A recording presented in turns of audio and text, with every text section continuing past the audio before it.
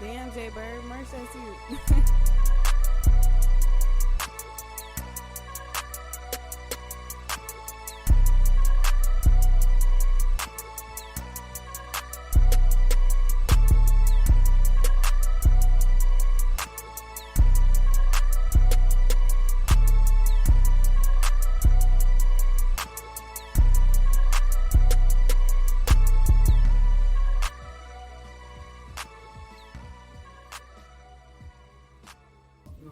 Welcome to the Black and Balanced podcast. I am your host, Kirsten Simone, and this is the space that we like to think of as the happy medium between ratchet and righteous.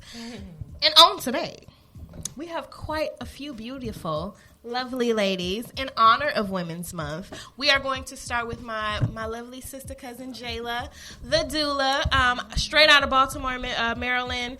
And now we have Bree of Risque Intimates. If you need to get your sexy on, please hit my good sis, because she got them in all colors, all sizes, all styles. And, of course, the multi-entrepreneur, Drea, of the Ladies Room podcast and Chic 911. Ladies, how are you today on this Sunday? Well, I'm lovely. I want to thank you, sister cousin, for allowing me onto your podcast today. I'm so grateful. Of course. And I'm really excited. Of course. I wouldn't do it without you.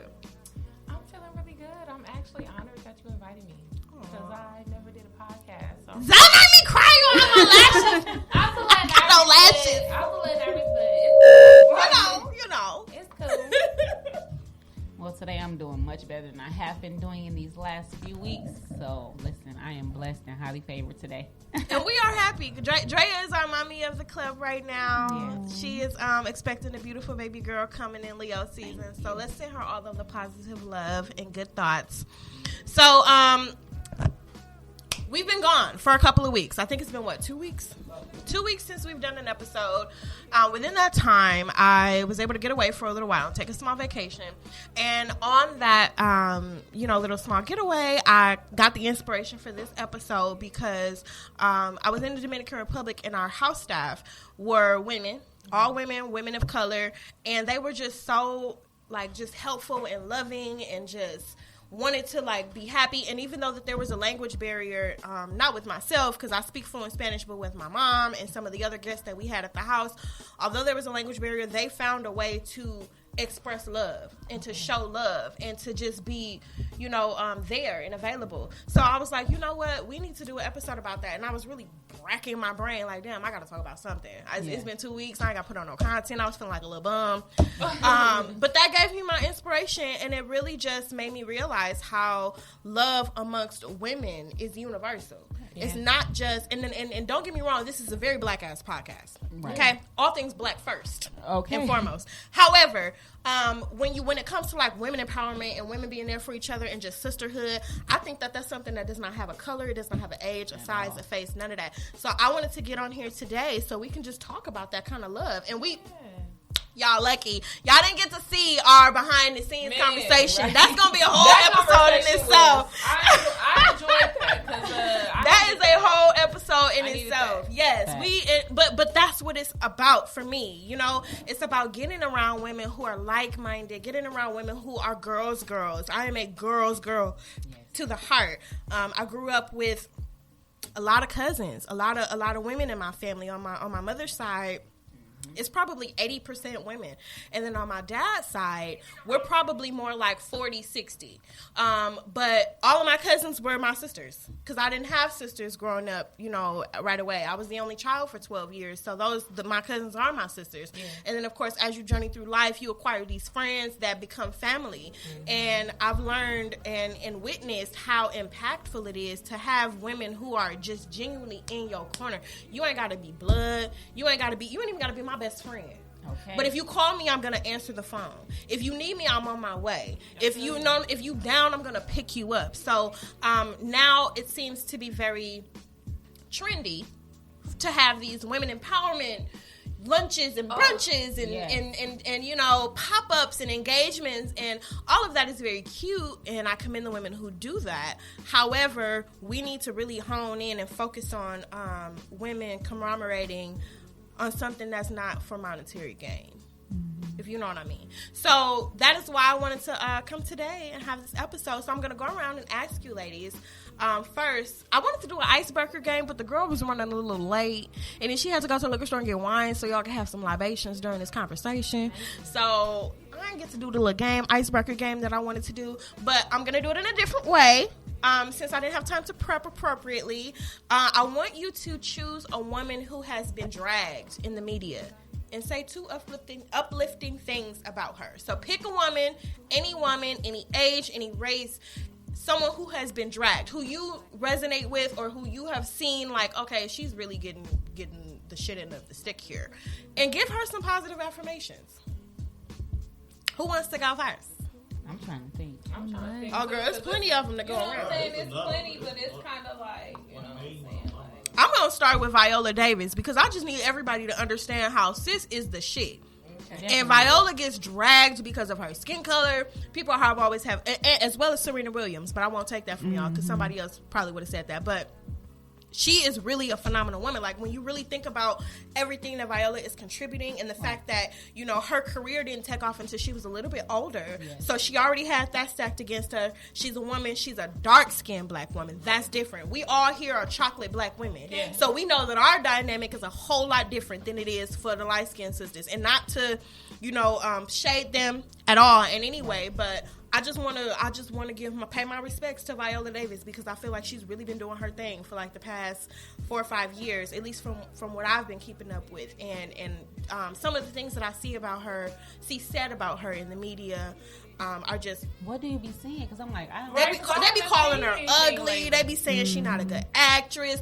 Look, small disclaimer, I am the person on the Fox 6 comments that will argue your ass. oh, I got blocked for that. Baby, listen, I'm on Facebook probation right now because I told a white woman she could. I won't say that. The way that they tried to drag the black girl here who had who left her kids in the hotel. No, not even what? not even the one. Not the one who left her kids in the hotel, but the one whose car had caught fire. Her car I believe her car got caught fire, and it was something on the news that the black community, a black man, helped her get her a vehicle, a new car.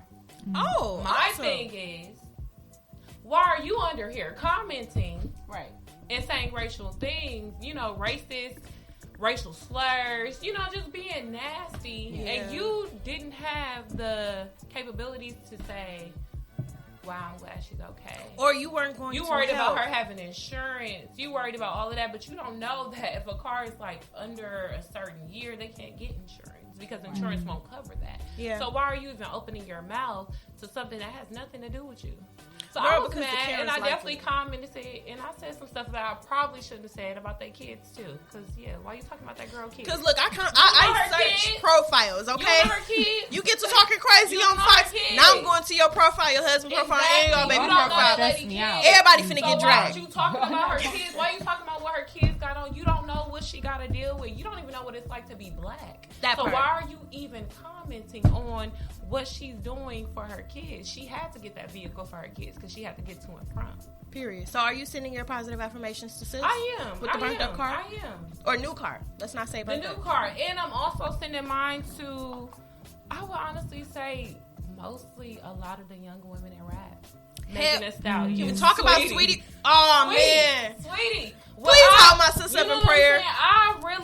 What I appreciate is the fact that right now she gonna get dragged in the media because it's Quavo. That's who he is. You know what I'm saying? But the fact that she said that she wasn't going to allow certain things because he had money, I appreciate that. Because your worth is more because at the end of the day, she got money to pay her own bills. That part. She got money to do what she needs to get done, and she's been doing it. She's a college graduate, so if she wanted to stop doing rap, she has a career behind it. Right. She still has a career even if she did stop rap because she's beautiful, so she could do makeup, she could do hair. She got a damn edge control out right now. Right. You know how them edges, you know what I'm saying? Them edges is there. She's not. She need, you know what I'm saying? Girls want them edges. So my thing is, why do women get dragged for knowing their worth? Why do women get dragged another conversation? That's a whole other podcast episode. You know what I'm saying? That's a whole episode. But you know what I'm saying? I commend her for knowing her worth. And also, you know what I'm saying? A lot of them for knowing their worth at a young age. Because a lot of them younger than us. Yeah. And they know it at a young age. And we watch women who be in their 30s, 40s, 50s still dealing with the same things that they did not have to deal with. Right. And we in our 20s walking away. So that's the type of... For me, you also have to go back, though, to, like, who their parents were. Yeah. You have to realize who their parents were. Their parents grew up in the era where, regardless of what daddy was doing, like, families stick together. We stand in the house as long as they married. You know, like, exactly. They stayed in marriages when marriages needed to be long done and over. Man. You get what I'm saying? And we said man at the same time. Man, I don't want to hear that. You know, JJ, who you giving your affirmations to? I have the slightest idea because I don't be all on social media like I'm supposed to be because I'm like, y'all, I don't know nobody that's getting dragged like I was that. trying not to say Megan Thee Stallion because she's I'm like, typical. No, but you know that's my who's like I have a soft spot for Megan Thee Stallion. Typical, but I love her. That was, you know, because I'm like, I don't know who's getting dragged. I did recently see the Little Mama and Miss Jackie thing from Sister. Yeah, I was kind of like, that? it was something petty. So basically, Little Mama went on Instagram making a post how she feels like the LGBT community is basically bullying the heterosexual community because of, you know, all of their terms and, you know, the acceptance and, you know. Yeah. And she didn't say I can anything agree wrong. with what she did not say anything wrong. She basically said that we don't need to be teaching kids that they can change their gender, which I completely agree with. Like when you are 5, 6, 7, 8, 10, 12, 15 even, you don't even know who you are. She said, if my niece comes to me and tell me that, TT, I want to be a boy. And she like, why you want to be a boy? And she like, oh, because they're strong and they can do anything. And da-da-da. She's like, I'm going to tell my niece women can do that too. Yeah, exactly. Like, you don't have to be a boy to do that. She was like, now if my niece becomes 18, 19 and she's still like, I want to be a boy, that's a whole nother conversation. I'm going to support her. That's what I'm going to do. Yep. And Miss Jackie came and she like, your lip gloss was never popping and just like. But my thing is just being too old. Why do the older women get mad when the younger women feel the opposite of how they would feel or look at a situation? Girl, like, this is my thing. It's not a problem. It's the boomer brainwashing for me. You know what I'm saying? It's the boomer brainwashing, actually. That's the thing. Like, it's kind of annoying because at the same time, these kids don't even have an outlet to really talk and be themselves. So why aren't you asking questions that made them feel like that? Exactly. You don't know why your child wants to be who they are, what's going on with them, who's doing what to them. You don't know. And I'm just gonna say this, and then we're gonna get to you, JJ, to figure out who you're giving your information to. But I personally believe and I'm not a mother, so I can't.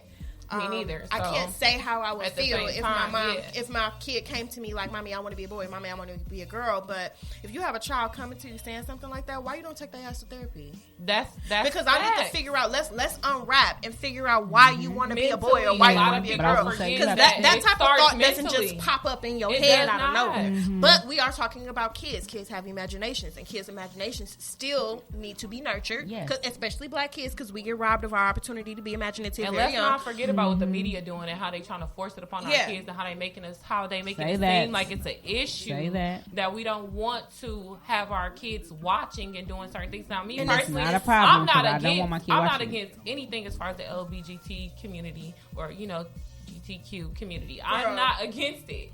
You know what I'm saying? I'm not against none of that. You know what I'm saying? My thing is that a lot of these kids are given the choice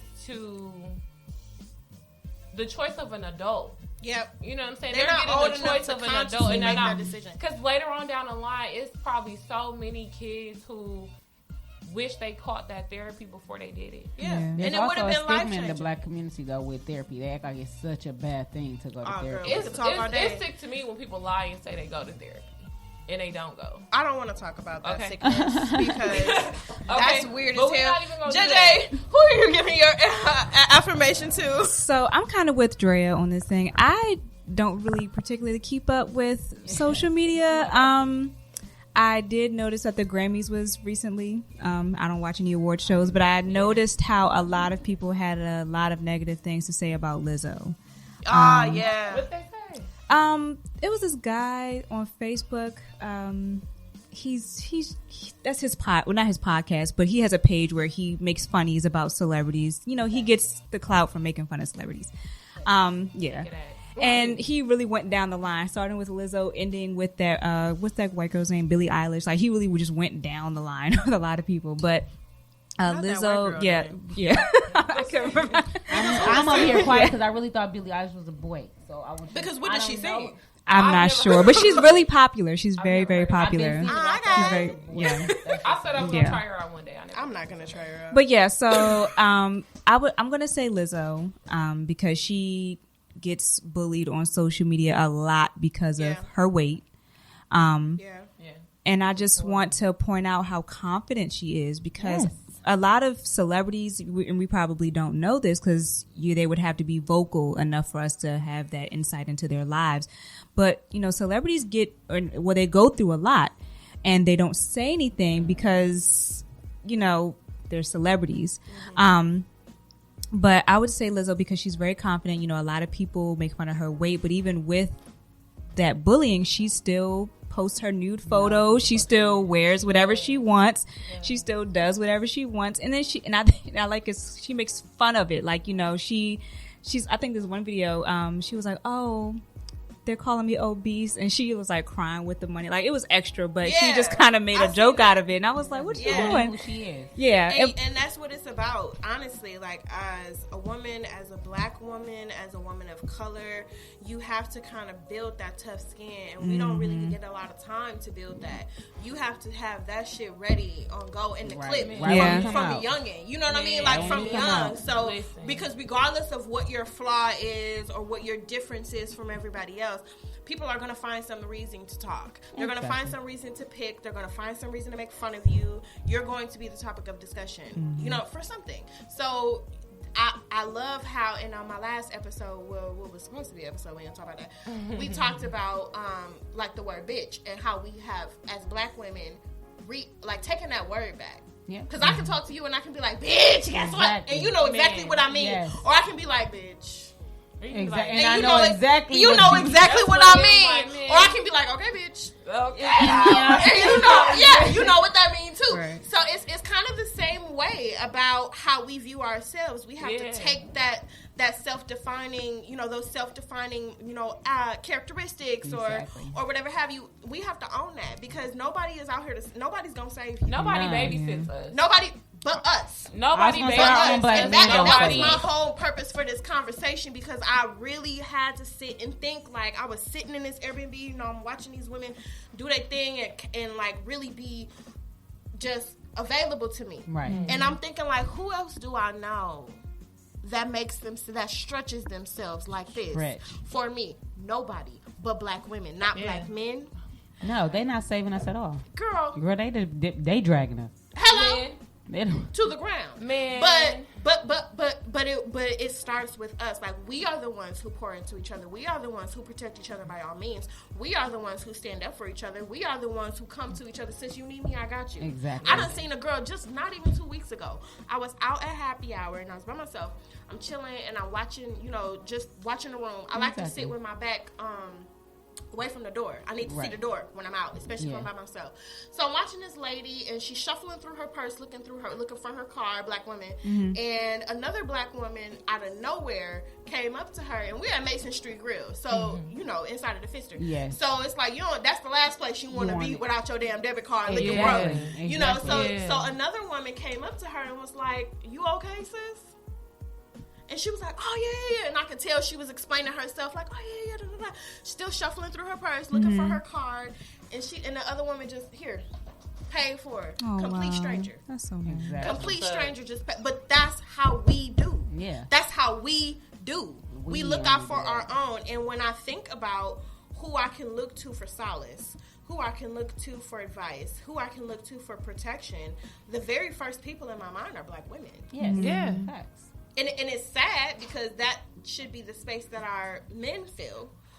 Because we definitely do that for them. And beyond.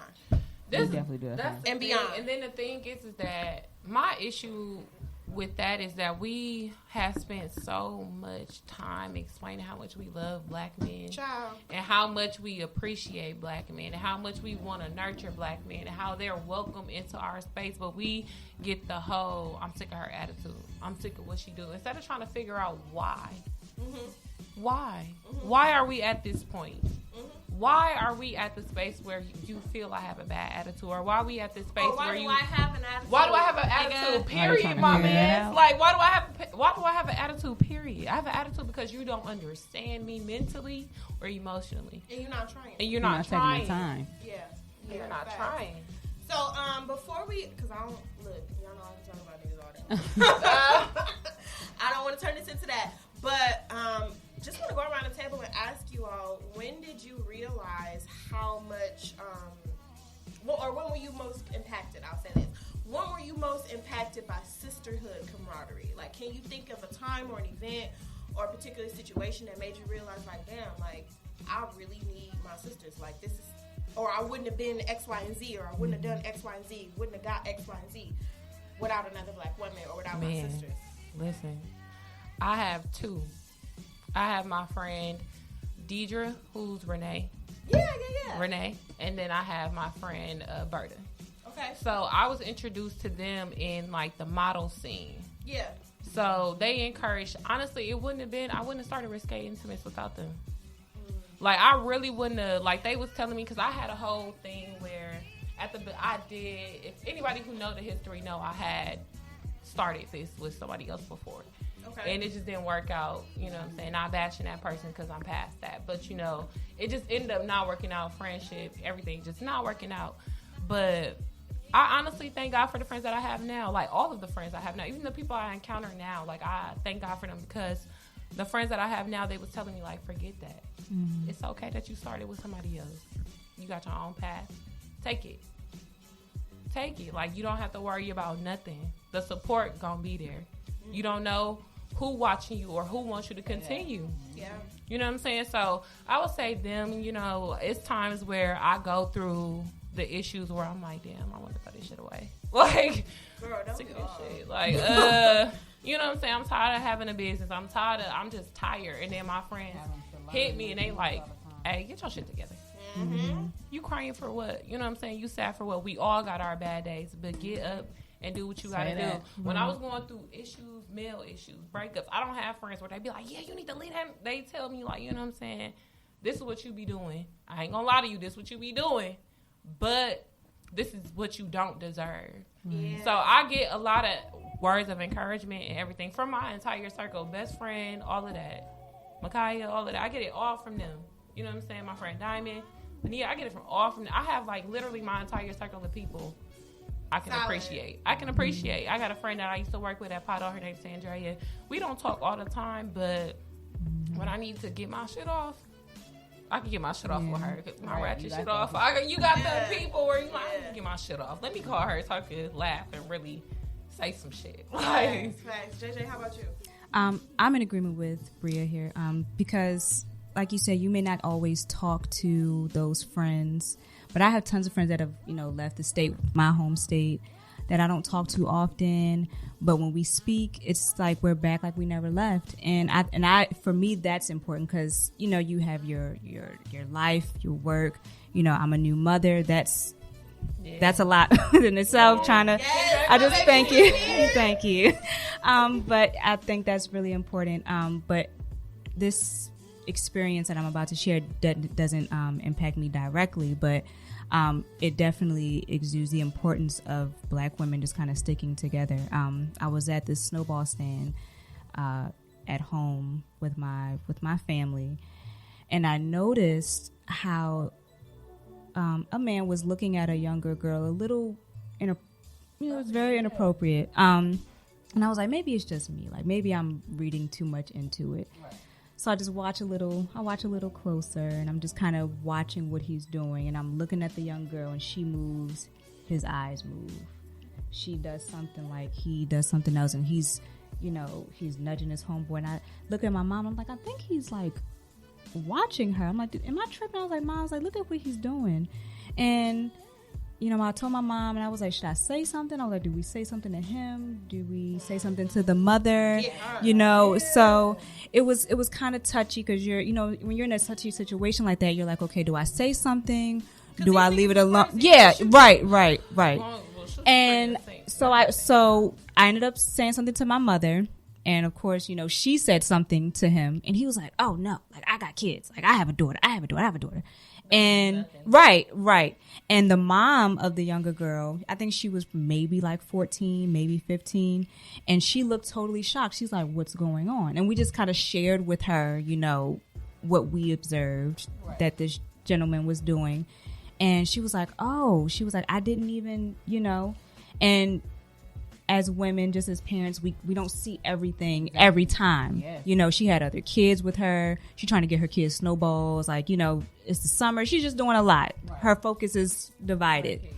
So it's important that, you know, as women, we look out for each other because, you know, she missed something very vital, not to a fault of her own, of course, but, you know, that's something very, very, very important. And just imagine if we had not said anything.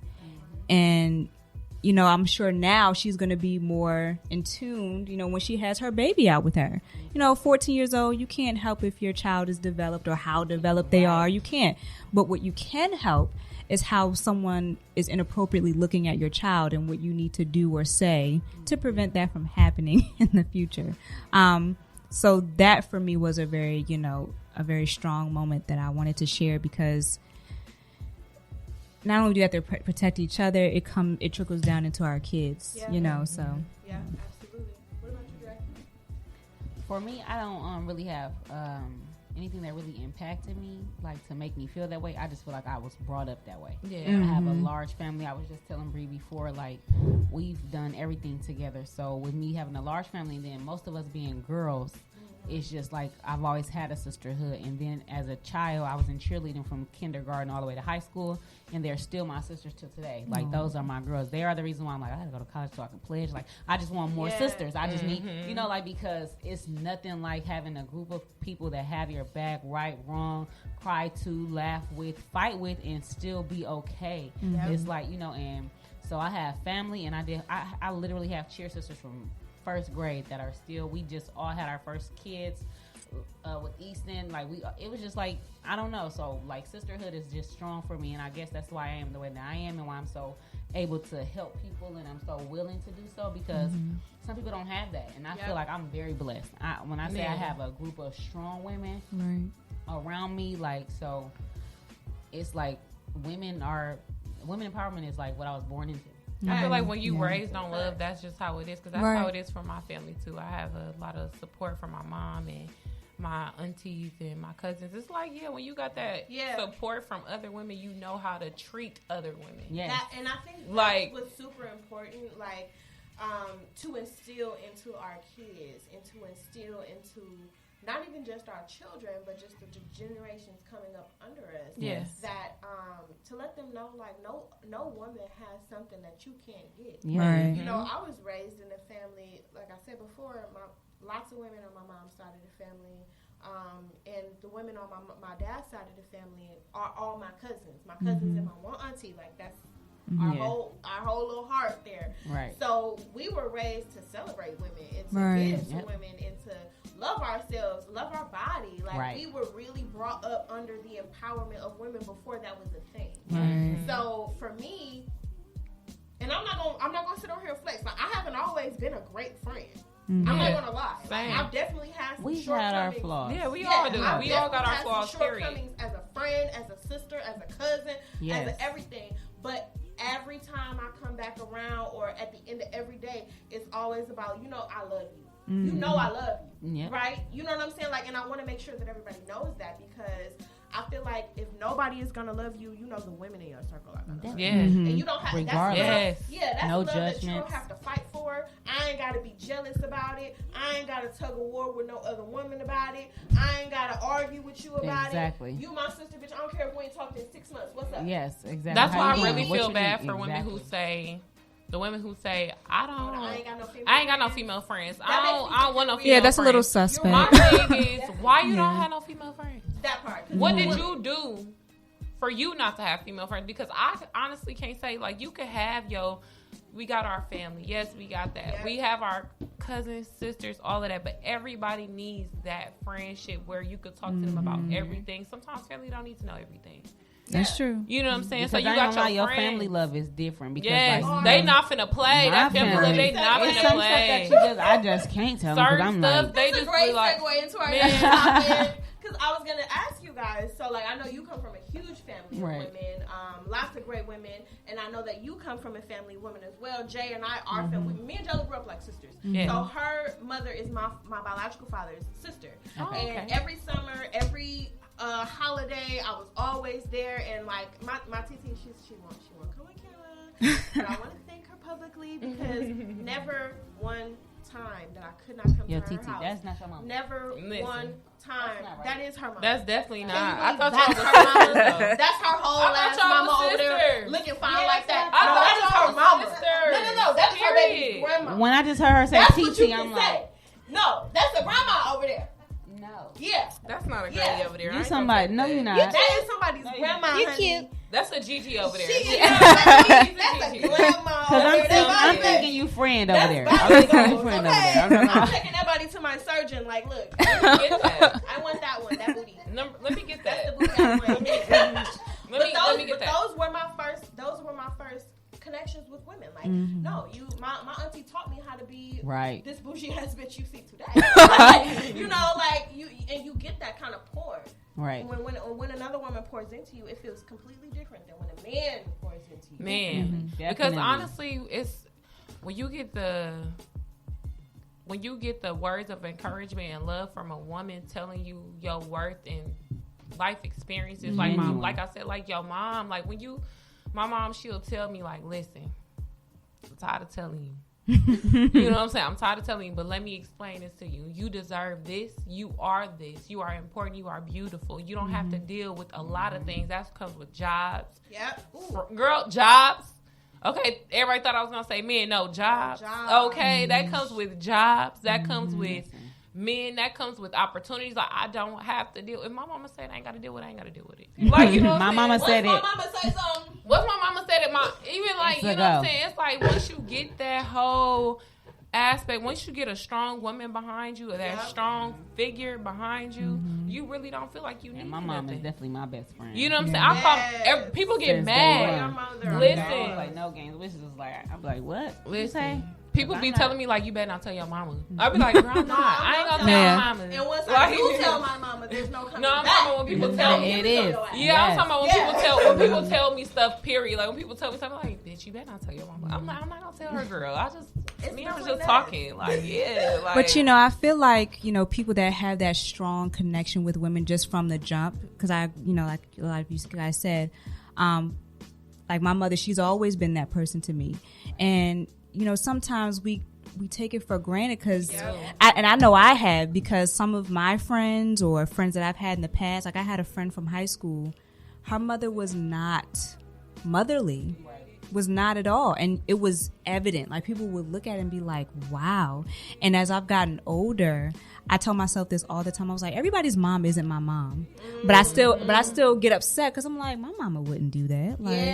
Like my mother doesn't say things like that, and I get offended. Like, oh my god, wow. I have a friend who used to curse a lot in front of her mom. I'm like, no. It made me feel away. I'm like, yeah. Be like, we don't do that. I want you to know when we go to my house.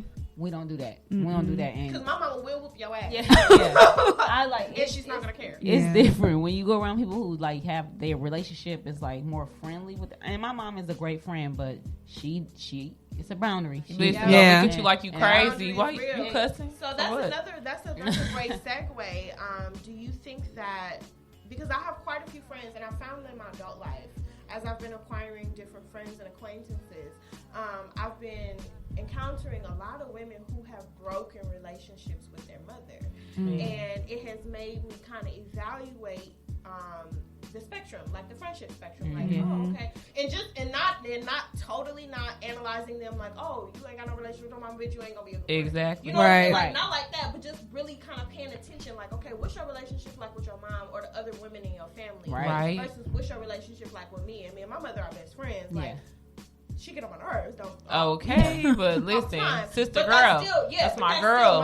And I set this bitch off. Okay. Don't play with my mama and don't play with me. Like, you know what I'm saying? About my mama. So when I encounter other women who don't have that type of relationship, I'm saddened for them. Yeah, I do feel bad for that. I'm so saddened for them, but then secondly, I'm like, okay, what kind of friend you finna be? Horrible.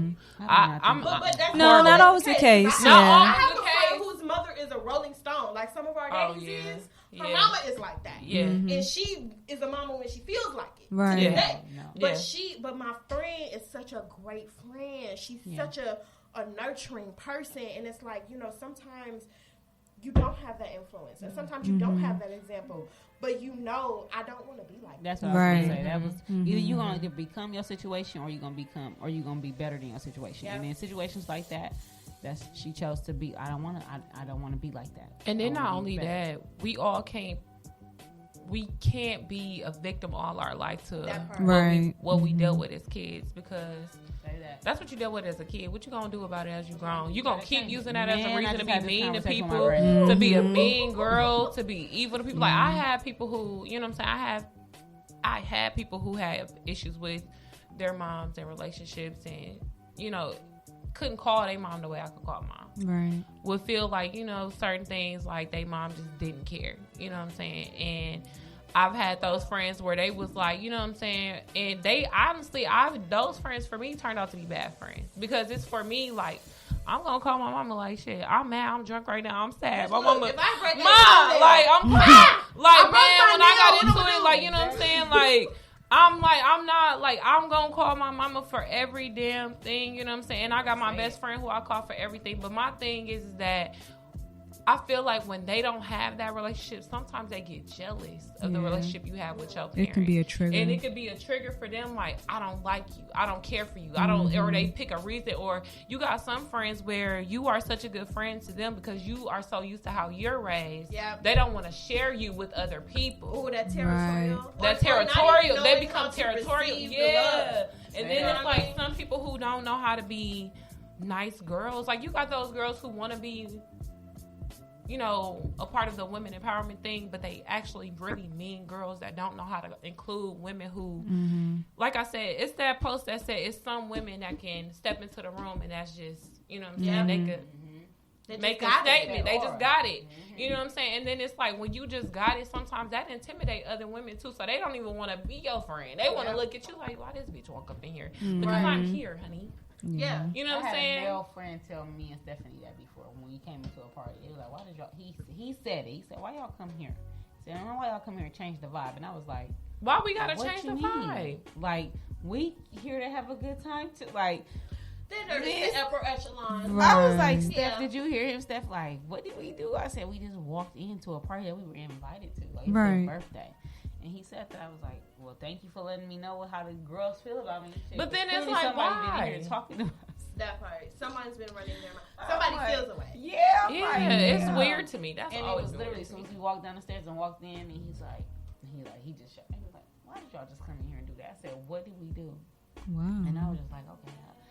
You know, I enjoyed my night, but I was like, at any moment we can just leave, because that just threw me off. It throw off your vibe and make you. It just make you be like, okay, should I be watching some shit? What do I need to be watching? And a man said that to you, like, and it's different when a man. It's like he been around some women in here that's been saying something. That feel away. Because I have been in situations where women will speak up on you to, you know, make other people not want to mess with you or do business with you, network with you, and things like that because of their intimidation of you.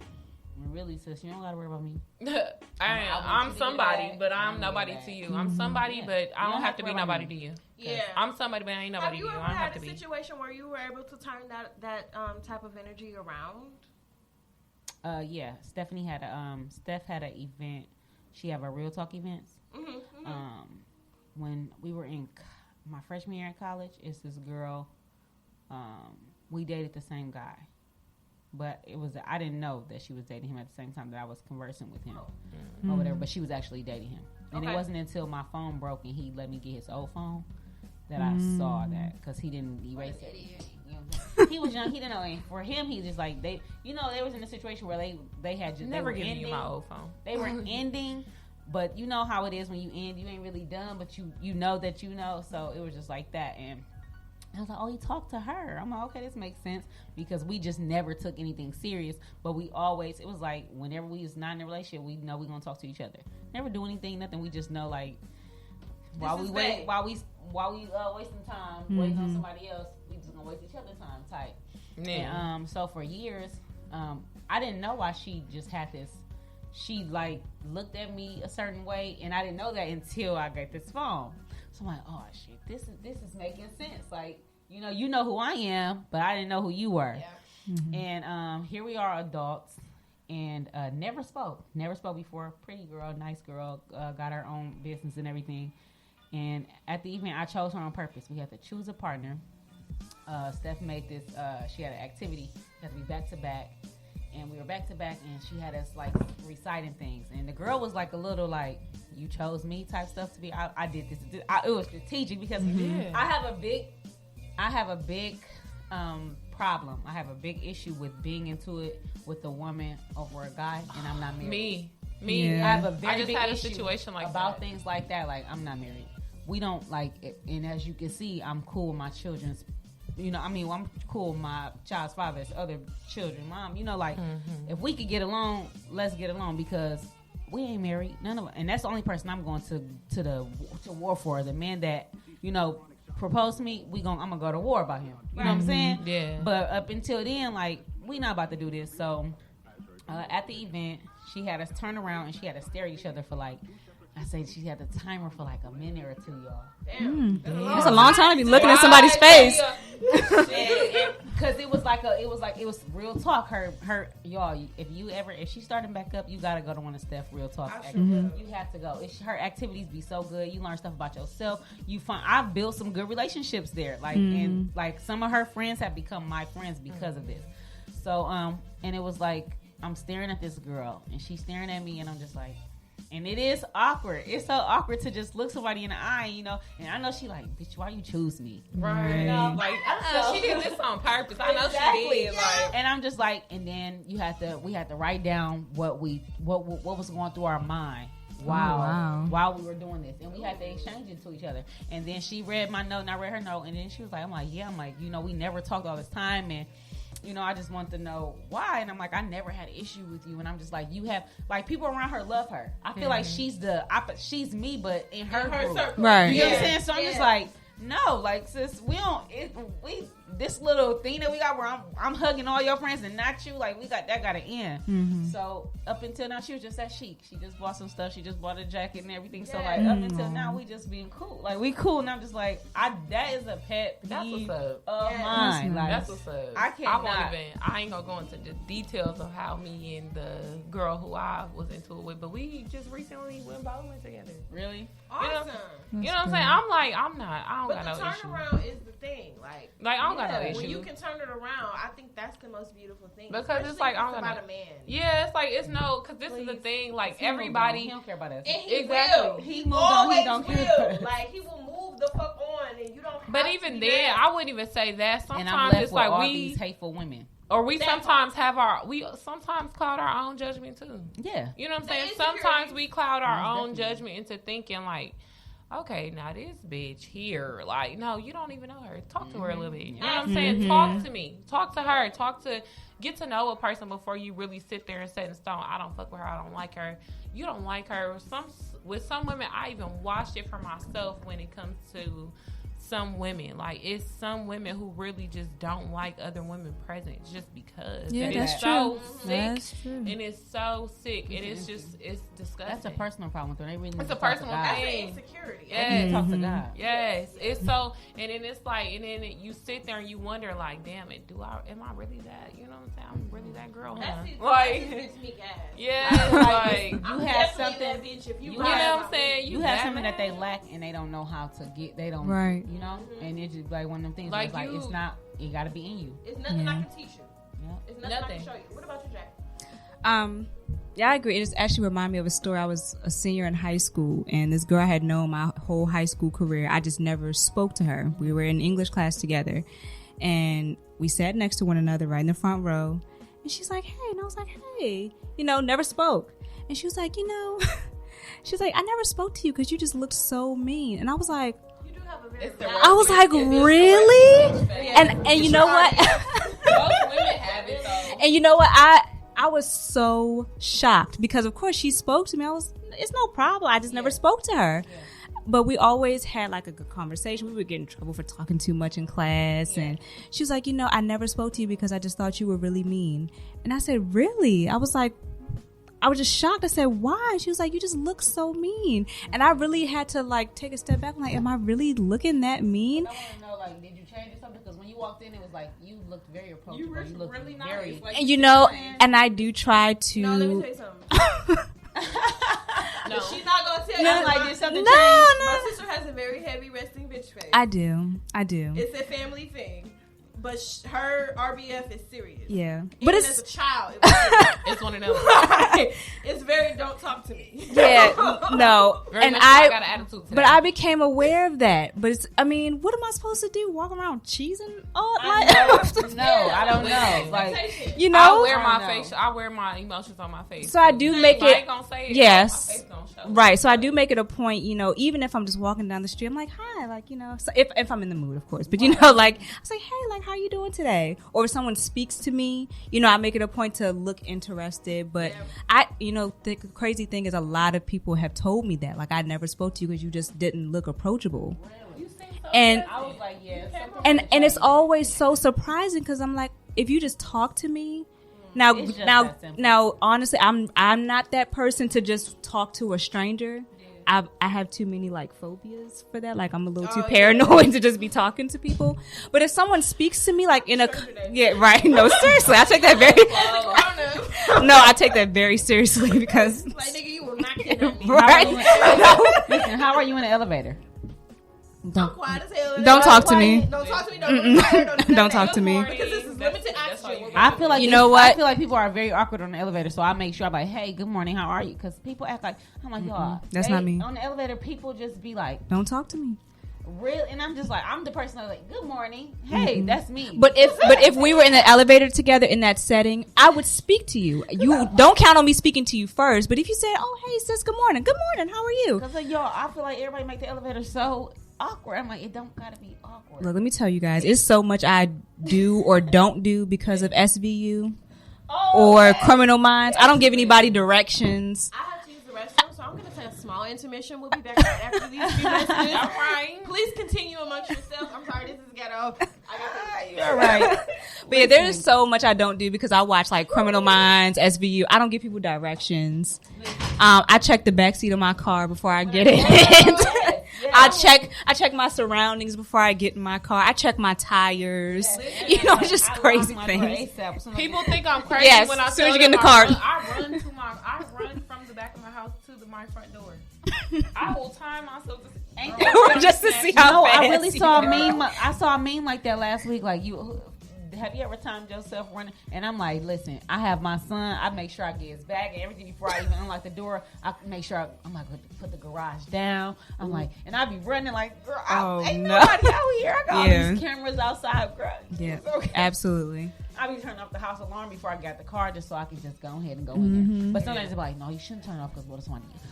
They gonna rush you in there. That's true. I be thinking, this is ridiculous. I gotta start watching TV at this point because that's the problem. But I shared that story because not saying that there's anything because I can't help that.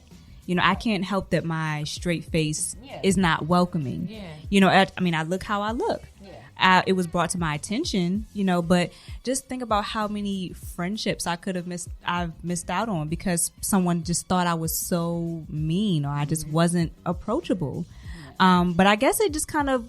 I promise you ain't missed out on the friendship. Honestly, because The most friends of the time, who are they're meant for you. Like, and most of the people who judge you based on how you look are the ones who you don't want to be friends with. Yeah, yeah, that's true. Because if you judge me based on how I look, you're going to get mad at how I look when I come out the house getting dressed. Yeah, right. Or if I don't like, I'm those be those friends are the ones that sit there, they judge you based off how you look. They don't want you to look better than them. They don't want you to dress better. Yeah. No, because I'm the girl. When it's my birthday, everybody needs to have their makeup done. Yeah, everybody's gonna be cute. I don't be understanding people like that. Like, but there are people in the world who be like, "What are you wearing? Let me see what you're wearing." So I can. Right. I'm like, no, be fine. Yeah. Please. And I don't even do that. You know. You need to be fine. Yes. And then you're going to be mad when you're not in my picture. Exactly. And I'm like, no, I just want everybody to look good. If it's my birthday, it's your birthday, and we're going to be looking nice. Or do you guys have a friend where there's like, am I doing too much? It's so and so's day. Like, should I tone it down? I have like, I had no. somebody like that. I was like, girl, bye. My thing is that if you don't want your friend to be at her best and look her best, then you are not a good friend. Say that. Right. I want my friend to look her best. Absolutely. And I'm going to gas you. And I'm going to gas every bit of it. And not only that, everyone is going to look cute in their own way. So why does it Everybody matter? got their own style, and a lot of women fail to realize that too. You can't really compare your style to another woman's style. Yeah, we very diverse in my family. Like I have family members who don't wear heels at all, but when I tell you they're gonna dress a booty up, or they're gonna dress some shoes, some sneakers or something. They gonna, that's just who they are. I have family members who don't like wear like tight clothing or whatever, but she's still gonna pull off a real nice feminine look. And she's gonna look bomb as hell. We all different, so we don't be caring about that. We just be like, be fine. Yeah. Make sure you cute. Yeah, Absolutely. It's too many of us. It's a lot of us. My grandparents. It's a lot of us for real. Growing up in the same city, and it's just like we all just having kids and kids and kids now. Leave me alone. I'm back. I can't with you. Don't pack me up. I just gave them a small. They can talk. I'm sorry, y'all. I just left brunch, and I am like 3 pinch bellinis in right now. Really? Where you go? I went to Sweet Diner. I was going down to Sweet Diner, and then they had a wait, and then on top of them having a wait, something else happened. So, Irritating. yeah, I'm like, let me just pull off. I'm sorry. Oh, let me just pull off. We were just ending her story. Yeah. Oh, okay. Yeah. On young lady. Yeah, on my straight face, on my mean face. Oh, your RBF. That is. Thank you so much. Thank you so much. Thank you. Oh, thank you. I'm like, she looks very approachable. She looks like, That's why I say you came out here and it's pleasant. I felt like that means so much because people tell me all the time I look mean. Hey, it is what it is. You better say hi to me first. Men? I've had men tell me that before. I have. Good. Get away from me. No, I'm like, good. Get away from me. Period. Yeah. Yeah, I've had men say that. Oh, okay, you got a little candle. Yeah. Okay, I'll be out. That candle been there the whole time. She's so funny. It's the Bellini. So, that was real ghetto. Yes. So next, I would like to go around the table and ask, what have you had a situation or instance where another woman has directly impacted you in a great way? Like a time that you can recall that someone has uplifted you or done something for you that they just really did not have to do, provided you with some type of, confidence, solace, advice, anything that another woman has done for you that she really went out of her way to do that resonated with you, that stuck with you. I can go first if y'all need. Yeah. Yeah. We take some time. The girls be blessing me. I'm like, y'all got a lot of instances. I'll start. So, probably one of the biggest things that I can remember, and she's actually one of my network sisters, Brittany, from the Horizontal Refreshments podcast. Her and I worked at Guarantee Bank together. I was very young. I had just came home from college. I was like 20. I think I was 20. Mm-hmm. Like a fresh 20 years old, 19, 20 years old. And I had just came out of a situation. Let me tell you how God worked. So I had just came out of a situation in college where I had a very nasty ending to a friendship. Mm-hmm. And I ain't gonna cap, my fault. It was my fault. Right. I was not being a good friend. I was not being a honest friend. And it was just something that I had to grow out of. That's another show. Yeah. But I came out of that. I left school and I came back home. I got back in school. I got this job. I met this girl and she was just a sweetheart to me from the jump. Mm-hmm. And God, it seemed like God was pouring into me good women versus the karma that I felt like I deserved with people that should fuck me over the same way that I had just, I'm saying, not been a good friend to someone else. Like I really felt like I did not deserve good friends. So, I ain't gonna cry. So I get to the job.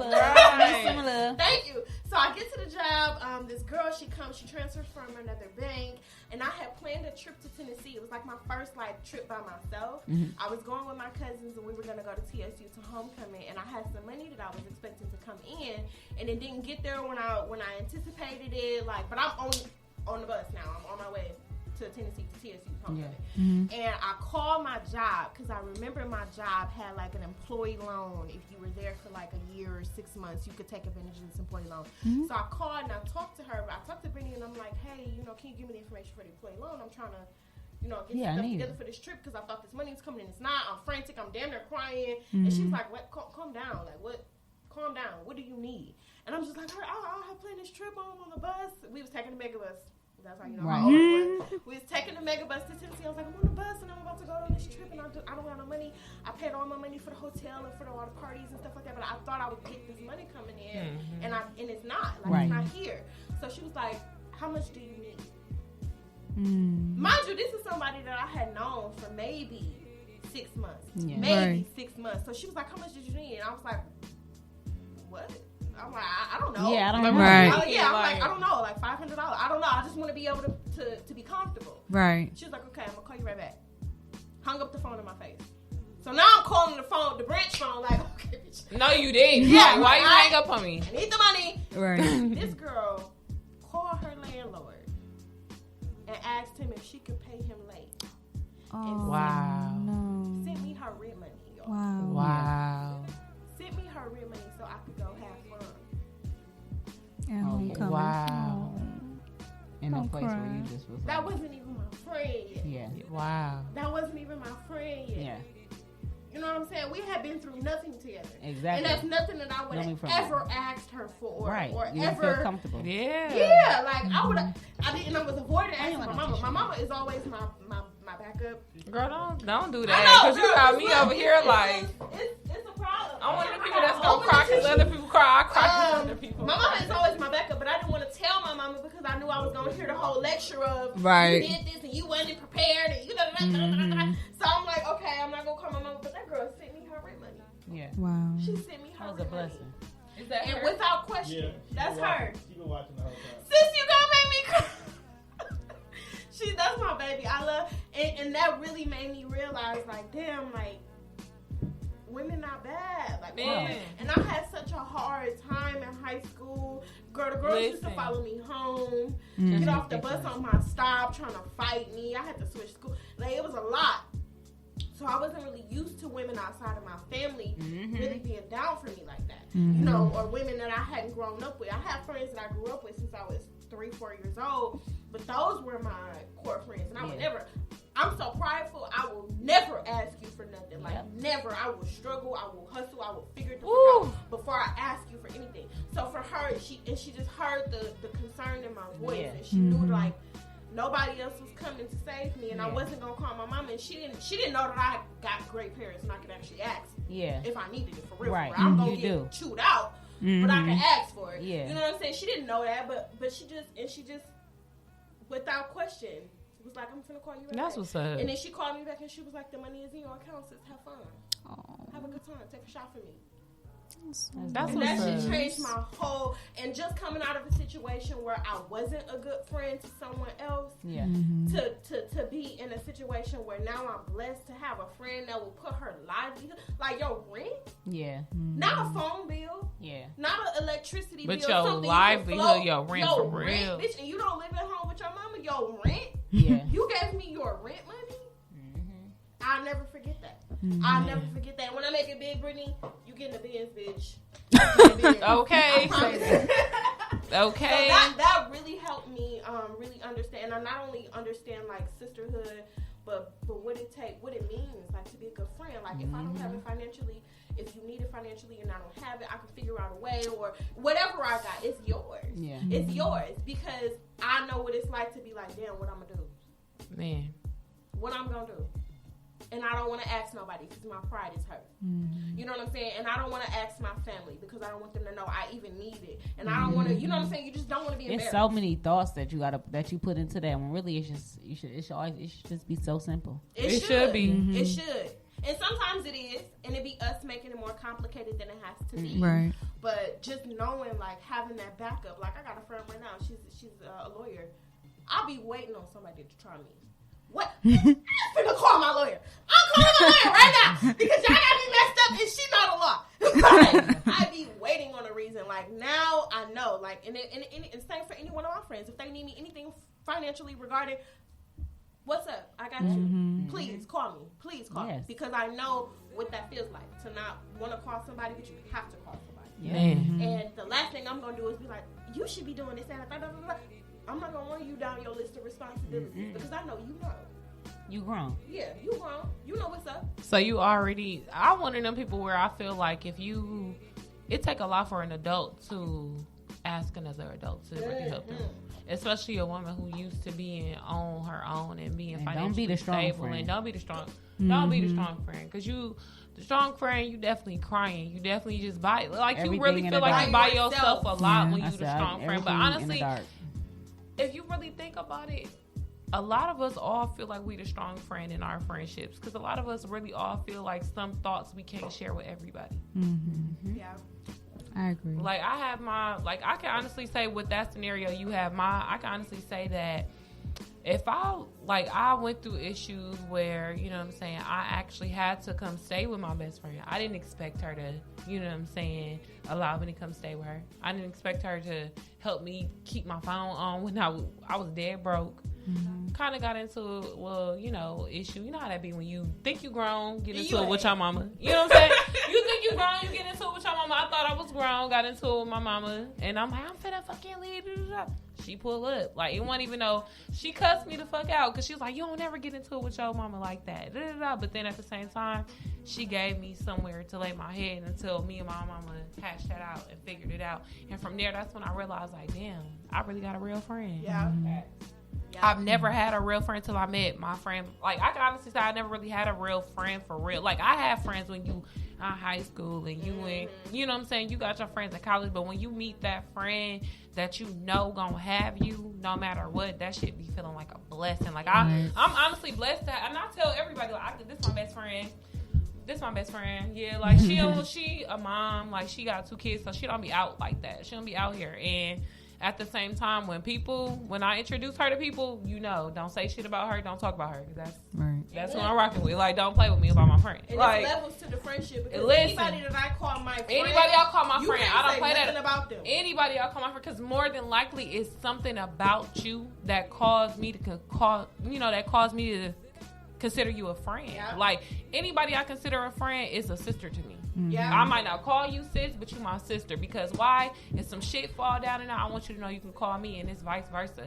Any friend I have now, I could call on. Right. Yeah.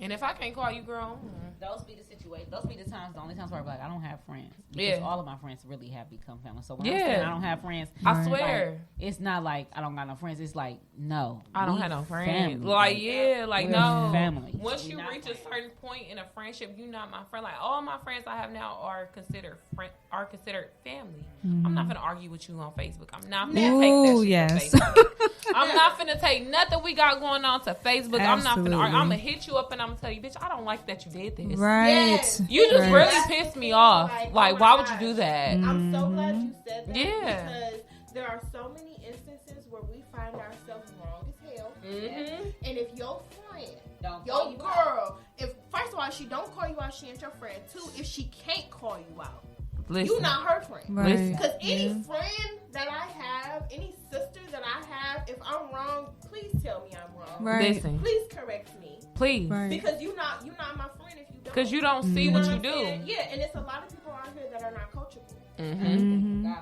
Listen, please check me. Please check me. No, Drea. Steph would be quick.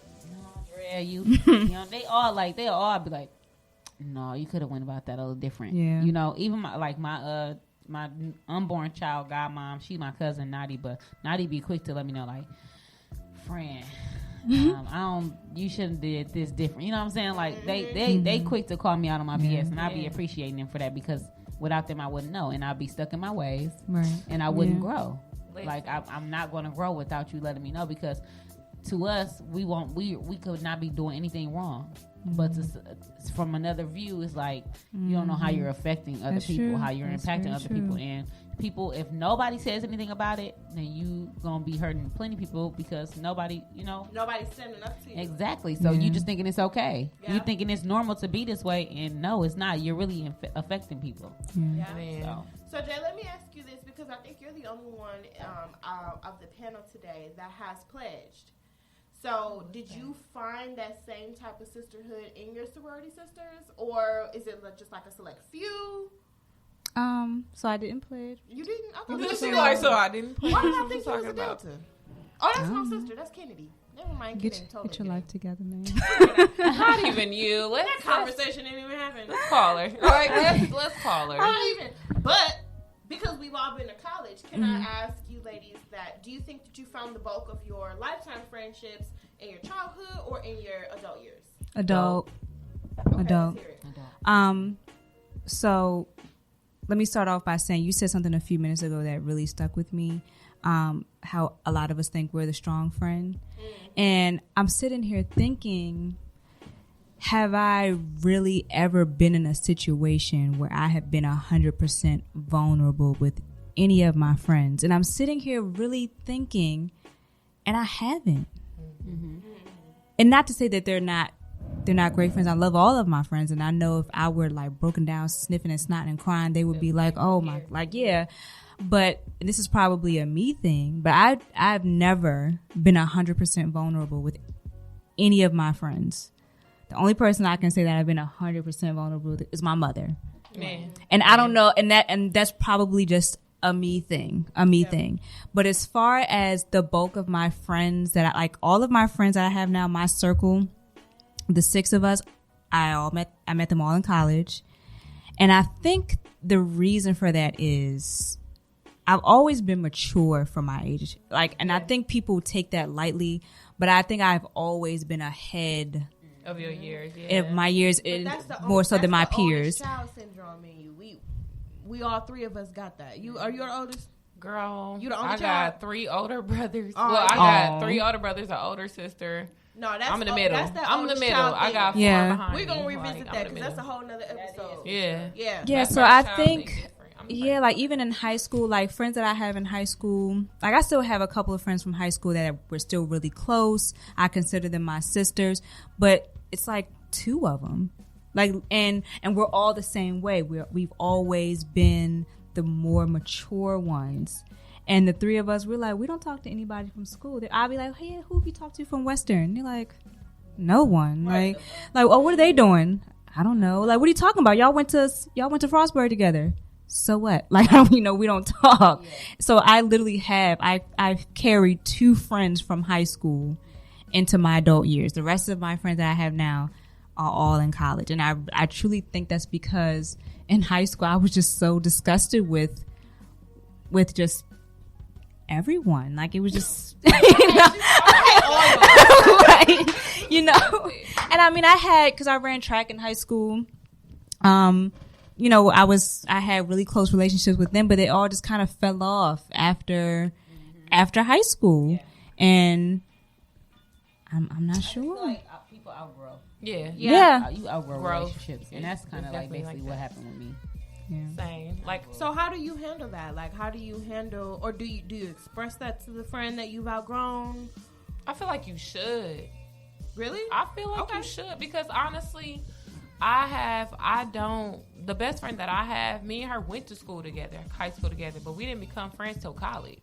Okay. Like, me and her, we didn't sit at the table and eat together like that. Nothing like in high school. But in college, I don't know nobody. She like, shit, we went to school together.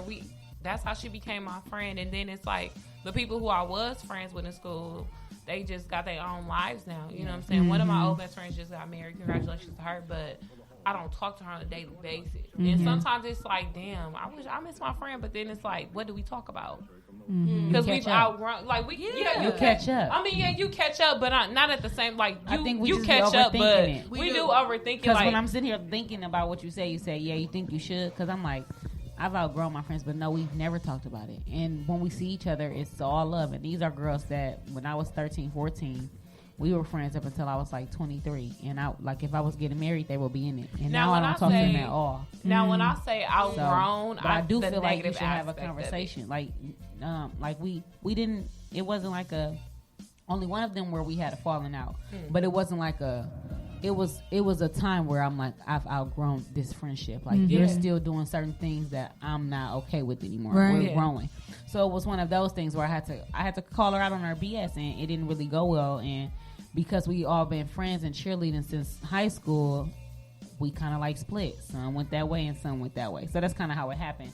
And it was like we outgrew each other. It wasn't like no bad blood or anything. It was just like they kind of doing the same thing over here. We different. Yep. So how do you tell someone that? Like I'm like, we sitting didn't here. talk about it. Yeah, so I'm sitting here thinking like, in relationships, I've told men this just is not working. I'm not evolving in this relationship.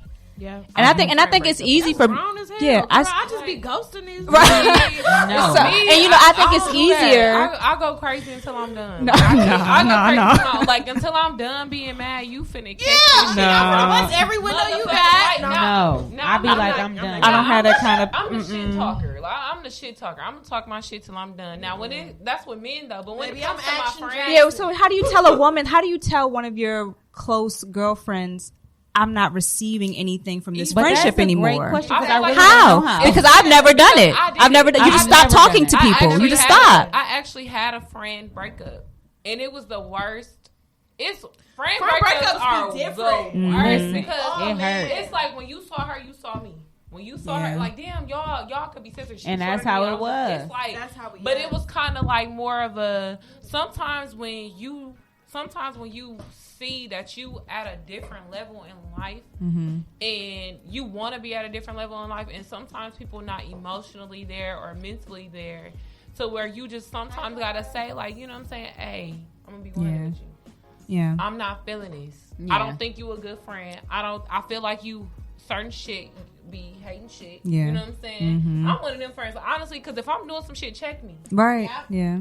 Check me. If I'm doing some shit you don't like, check the fuck out of me. Right. Tell me, like, you wrong. I don't like that you did this. I don't like, first of all, your attitude horrible right now. Tell me that. Don't go, you know what I'm saying? Don't be that friend to where you know you outgrown me and you know that you don't really like to deal with me like that. Don't be around me. Yeah. Don't be around me. No, I agree with that. Like, and I had a friend who felt that that the way that I handle men was kind of against her, her standards. It was in a point in my life I was single. Meaning, I was young. Like, Yeah, so- it's me. And it didn't have anything to do with her. I was young. I was dating. I think I was like 23. Yeah. It was your face. Yeah, it was. It's your face. Baby. It is what it is. It It was was your when I was face. like 16. Okay. But yeah, no, it was my phase, and at that point in my life, I wasn't even like doing the phase type stuff. Yeah, I like was the literally phase. Yeah, just doing you. Literally just doing me, just dating, just talking. And I had learned from previous conversation with her and another friend of ours. And this is something that always made me a little insecure because I'm a very open person. I'm an open book. It's nothing you can ask me that I'm going to be like, I'm not going to lie. Shy away from. I'm not going to lie. I'm not going to shy away from. I'm grown as hell. Okay? So if my mama know at this point, I don't give a damn who knows. And that's just me. So we were having a conversation about dating. And I was like, oh, yeah, I got a date today. And she was like, didn't you just go on a date yesterday? And I'm like, yeah. And she was like, so he taking you on a date 2 days in a row? And I'm like, no. Somebody else. Exactly. But she felt like I was promiscuous because I was going on multiple dates with multiple men. Does she know what promiscuous means? Me? That's kind of what irritates me. A lot of people need to learn that it's okay to date without having sex. It's okay to date multiple people. But this was someone who comes from a household and a family. Her mother had only ever been with one man, which is her father. And after she had been with that one man, she married him because she got pregnant. So it's like you come from a mother who has only had one partner in life on every level versus me. I want to talk to all these niggas. You know what I mean? Like, I want to talk to them all. Take me out to eat. Yeah. Like, and I was doing that. And she expressed to me, like, I think that just the way you moving is a little hoish. And I was like, well, going on a date? She said that. Define a hoe. She said that to my face. And I was like, well, I'm not sleeping with them. Right. Like I'm literally just going out and kicking it, like going out and hanging It's out. okay for men to like your vibe, honey. And I think that's because how her upbringing was at the time. And if she's watching this, I hope that you are well. I hope that you are loved. She's married now, so you know, I love that for her because I know that's what type of girl she is. You are the relationship type of girl, and as am I. Like I don't like to habitually date. I like to be in relationships, but what I'm not going to do is hold myself down to one person until I figure out who I really want to be with. And that's what I was doing at the time. And she kind of separated herself from me because of that. Like she just felt like that our friendship judgmental aspects of shit. Yeah, but that is okay. You need to be with other church going girls. Okay, because I'm not finna settle because that's not what I'm choosing to do. Like I'm not out here looking for a husband at 23 years old. That's just not what I'm doing. Right. Like, and I learned that like my love life and my date life became entertainment for her. You know, so where she waiting for the story. She waiting for she want to hear the story. She waiting to see what you did. Like she want to. I don't really. That kind of didn't sit well with me. So when she told me, because she did in fact tell me like, you know, like you a little different than I thought, and da da da da. Like you kind of date around, and you know, I don't really. That's not really my vibe. And I was like, you know what, that's okay. Like, if me dating around offends you in any way, please disconnect yourself. Because I tell people all the time, if anything that I'm doing goes against your boundaries, leave me alone. Please. Please leave me alone. Please give yourself the peace that you need and leave me the hell alone. Because guess what I'm going to do? What the hell I've been doing? Like, however I want to do it, whenever I want to do it, like however I choose. On a Tuesday, Wednesday, Sunday. Like I honestly never dated. Like this is probably I always meet a guy I like him when we're in a relationship. I never really. That's becoming into my adult years. You know what I'm saying? That's becoming in my adult years. So now I'm at the stage where I just got out of a relationship where I just felt unappreciated. Like you know when you in a relationship and you start. Like, damn, that bitch got it made over there in her relationship. Like, damn, she's single, she having fun. Then it's like you start thinking, like, damn, if I went on a date with him, let's see how this would be. But you in a relationship, you can't do that. Because you so in love and you so attached to that person. So I feel like this time around, I'm a date. You know what I'm saying? No, you can't touch me, but we could definitely go out to eat. I'm gonna drive my own car. You can't come to my house. You know what I'm saying? I'm gonna meet you. You know what I'm saying? We could be friends. We do could it all the time. All the time. But I always was the type where, damn, I like you. So I don't know. Like I always put my eggs in one basket. So it was for me. It's like I'm not putting my eggs in one basket this time. And that's important. That's important because, like you said, you were young. Why would you? You know, why would you? And not against anyone who is that way. And you know, the friend that you were speaking of, maybe she secretly wanted that life. That's what I have learned. Maybe she secretly wanted to live that spontaneous life. Because who doesn't date? Who doesn't go on dates in multiple dates? Single. You should not be maybe like 25. Yeah, like I heard a quote. 18 and 23. You don't need to be in a relationship. Yeah. Like the other day, I heard a quote that said, "People will be envious of your lifestyle and of the things that you can't control. The way other people love you, the way other people support you, the way you carry yourself, the way that your personality is. That's true. Like, people will really be envious of that. Really and it don't be. It don't have to be material. And it's something that you can't control. Like I can't control how I walk into a room, and I can't control how the people in that room adapt to me. I can't control how men act towards me. I literally cannot. And I have. Oh, bitch, I could go cross-eyed talking about how many women I have encountered, you know, transgressions with because they are, you know, or have a problem with how their man reacted to me or how a man that they know reacted to me or they see how I come into a room and a nigga flock to me. Like, none of that has nothing to do with me. So her problem with me and how I dated, and I come from a mother, you know, my mom had me at 19 years old. She dated and she did her thing and she found my stepdaddy when I was 3. And that's been my daddy from that day to this one. So it's not like I come from a family of women that just have niggas all up through the house. You know, I don't. Exactly. But I'm also not going to compel myself to one person because I'm young and I'm going to date. So when she told me that, I happily dismissed her. Yeah. Did your mom tell you this? I feel like your mom told me the same thing. Like told your mom, like my mom told me the same thing your mom told you. Did your mom tell you too young to have to settle and you need to start dating? My mama get them. Every relationship I've been in my adult years, my mama always tell me, like, she be like, 18, 23, do what you want to do. Yeah. But now that you 23 and up, you should really start seriously dating, as in getting to know people and being intentional. I'm gonna say 25 and stop settling. You know what I'm saying? And never settle. Like, I honestly don't. After getting in a relationship that I was in, I really don't even want to settle down till I'm about 30. And I feel you. I'm cool. I'm cool. Like, I honestly 26 to 20, 26 to what? 25 to 27, or recently now turning 28. Like, I'm just now realizing, like, I don't want to. I was in a relationship where I just really felt like, damn, I'm trying too much for the bare minimum, and I'm not doing that. This is what we need to normalize, and this is something that I really want to get across to young girls. You know, if you're listening, if you're not, if you have daughters, nieces, cousins, aunties, whoever, if you are 25 and under, please have your fun. You know, follow your heart, because sometimes you do find that one before you are 25, 30, whatever have you.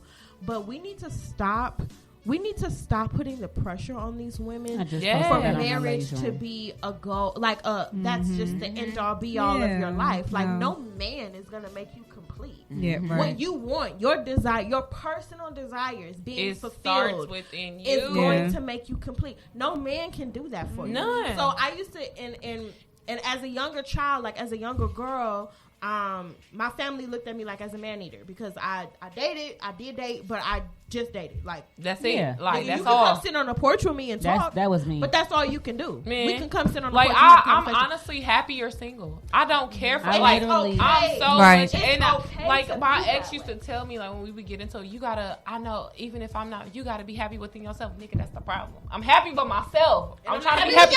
I'm trying to be happy with you. I could be with that's the thing. Like, a lot of people get it confused. You could be. I'm happy as fuck by myself. Like, shit, I'm good. Like, and nothing to worry about. I've been dating my friends. Nothing to care about, man. I really have been dating my friends. Like, me and my friend Keisha just friends been showing out. Exactly. Let me tell you how my friend courted me. My friend courted me like I was a female and she was a dude that she was trying like she courted me. Like, she made a public ass Facebook post like, I want to take you on a date. Can you be ready by 7 on Saturday? Oh, period. Courting me. I got to the car. She had flowers. We went on a date. We went to dinner. We went to drinks. Yeah. Like, it was that's just. What's up. It was I like literally that. a date, I but like that. a friend date. Like, and I think that needs to be more normalized too. Like, build a relationship with your sisters. Right. Mm-hmm. Build a relationship with the women in your corner. Because when that nigga gone, they still there. I never understood the friends that disappear when they get a man. Like, I don't know. I can't. Listen, like, my friends, like, I gotta talk to my friends. I got to, because they listen, bitch, I'm going through this. Like, am I tripping if I do this? Like, please tell me. Right. Because, bitch, I'm like. One, I did just post on the Ladies Room on my podcast page saying, dear parents, an unmarried daughter is way better than an unhappy married one. That part. Don't panic. Do not pressurize. Baby, if my daddy asked me about a grandson one more goddamn time, my parents don't even parents don't even ask me. My parents want me to move out of town so bad.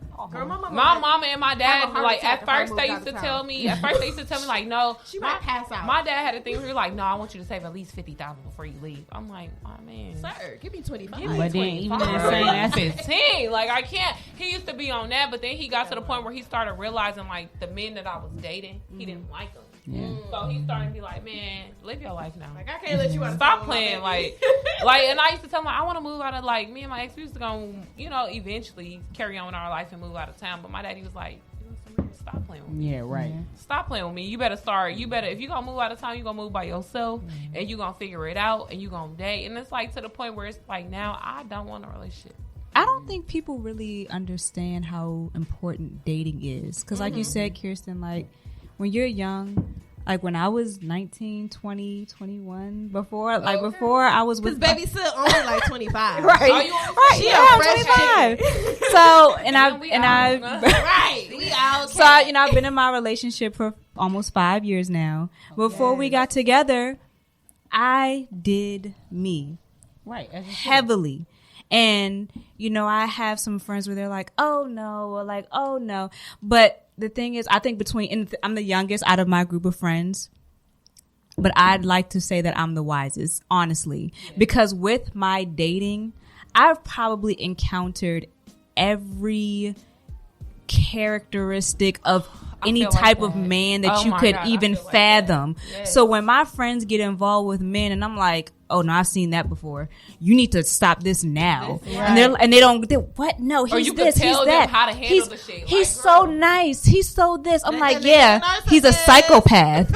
So you should probably nip this in the bud now. I've seen it. I've done it. I've been there. What do you mean? I'm like, all right, just go ahead. Just go ahead. Right. And with me being so young, like I feel like people don't really take me that seriously when it comes to like, my history with dating. But because I dated a lot in college or whatever, I've gotten a lot of experience. And when I see things because of my past experience, I know exactly when to end something, or I know when to continue, or I know when like, okay, this is safe, or no, or he's this way, or he's that way, or give him one more chance, or because I've experienced a lot. Yeah. I'm sorry, I'm Judge Judy. I'm Judge Judy around this bitch now. Ain't no more chances, my nigga. You chances. Fuck up, you done. The chances are negligent. Like, I got no. She said, "Do not pass go." I have sufficient chances. She said, "Do not pass." What Judge Judy say? Denied. Judgment denied. Sorry, no. So let me ask you this: do you also have that same discernment with female relationships, with women that you meet and you're maybe like, okay, so it's cool, but I could peep some messiness? Yes. Yeah. Because I have a friend, and I was just talking to my mom about this. I have a friend from college. We were so close. We became so close in such a short amount of time. It was just, I had never experienced a friendship that way. And, we fell out over something completely petty, because I can't even 100% remember. Yeah, that's how you know. What, I can't even 100% remember why we stopped speaking. And my mom was like, oh, I loved her so much. Like, you should talk to her. And I was like, yeah, like, we'll talk on social media. She's like, oh, really? Really? And I'm like, no, like, it's not like that. And she's like, well, and I'm like, if that back in whatever year that was didn't end our friendship, something else would have. Yeah. Because, you just kind of realize, I haven't talked to this person in a long time, but she's still kind of the same person. Yep. And that's, my mother has always told my brother, now you need to grow, you need to evolve. If you're not evolving, you're not living. Mm-hmm. And if you're just stagnant, like, what are you doing? TT's so smart, right? So if you're not evolving, you're not living. You might as well just, So when you encounter people that have not evolved, like when I see people from high school or even my earlier years of college, and they're still doing the same thing, you're like, it makes me itch. It's like, like, ew. It's not. Didn't change. Mentally evolve. What do we go from? Right. We have nothing in common. Right. We have nothing. I am the person who feels like we have friends for different things. Absolutely. I have someone that I can call, like, if I'm ready, like, I need a drink. I need to go turn up, but that's not going to be the same friend that I'm going to vent to or talk to or cry to. You have those people. I just feel like you do. You have to separate, and it's good to separate it that way. Yeah. It's good to have boundaries, and it's good to balance it. Yes, like friend groups. So I have maybe like 4 or 5 different friend groups. Mm-hmm. Girl, tons of group chats. That I hate group chat. Like, oh my God, I mute everybody. Everybody is muted. Yeah. So if I don't respond the same day, that is why, because you bitches is muted. Yeah. But like I have learned over time, so I'm really good at connecting people. That's one of my gifts.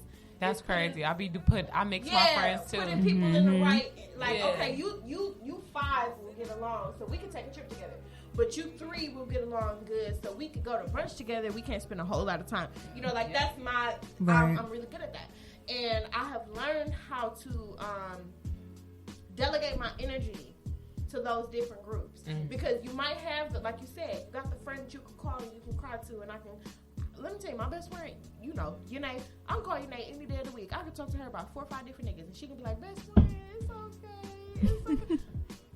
My other friend, Kia, my married friend, she married, she got twins. She was like, look, bitch, do you know what you want? Because if you don't know what you want, you need to release him, and you need to, and I don't feel like hearing that. Right. I feel like getting snapped out. Right. I want somebody to support my toxicity right now. So, so you know what friends you can call on. You know who to put where, and I think that we really need to normalize having multiple friend groups and being able to be, transversal in those. I love meeting new people, especially new women. It be them friends ain't my friends. Don't bring them new friends around me. I be that like, ain't the you gotta go because I'm networking. Yeah. I don't have. And I'm not. My business has to grow. Yeah. Like, I'm a business owner. My business has to grow. My best friend know, hey, right. you my best friend.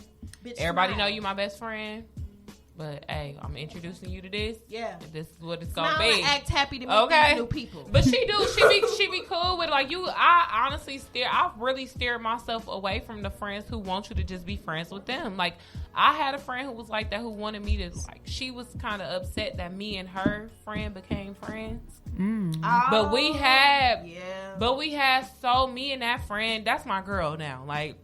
That's my girl. I ain't gonna say no names, but that's a mutual friend. She's still friends with her, but I'm not. Because I don't play like that. You got one time. Like, I let it slide, but when I let it slide, I'll tell you, like, that's your first and last time to play with me like that. And it's like... territorial messes. Yeah, and I don't do that territorial mess. I ain't gonna lie. I don't do that territorial mess. I'm very territorial with my friends. Like, what is you over there doing? But it's not, like, to the point where you can't have Yeah, like, but it was more so she wanted us to be individual friends to her. Oh, no. But didn't want us to be friends together. When I say I'm territorial, I'm like, y'all didn't call me? That's what I'm yeah. It's not more so like you went with her instead of me, and my cousin right now is having a situation where we be looking at her friend like, bro, she act because she be acting like my cousin can't do nothing with nobody. But, and you be like, what the fuck? Like, is what you want to do? You want to? We related. Like, we stop. Ain't going nowhere. You know. But that's somebody would try me if I want. That'd be the weirdest thing to me. Okay, y'all at brunch because my phone did not ring. Right. That's how I am. Like, so I ain't invited. I'm that way. Yeah. I called Rachel and Nadia was out somewhere. It was like a denim party or something. Pissed you off because why ain't get no denim? Y'all where? Okay, I got you, motherfuckers. And see, I'm the friend where all my friends are. I'm the middle. I'm like the one who's gonna mix the pot. Yeah, I know your personality. Go here. I know your personality. All my friends can know. I will introduce you to all of my closest friends because that's who I'm around. That's who you gonna eventually. If you're not around this person, you're gonna be around that person. Yeah. So I don't like that territorial shit. So because me and her ended up having me and her have more things in common. Like we got the retail thing, we got business thing, we got things. We think the same. We got the same mentality. Like, so it's like with that friend who didn't want us to be friends, it's kind of like, damn, is that why you ain't want us to be friends? But it be making me wonder, like, why don't you want me to have other friends? Do you talk about that right person? You know what I'm saying? Like, why don't you want See, I'm the type where I want my friends to be friends. Mm-hmm. Yes, like, be friends, man. She in love with you. That's perfect. Yeah. Like, that's who she in love with you.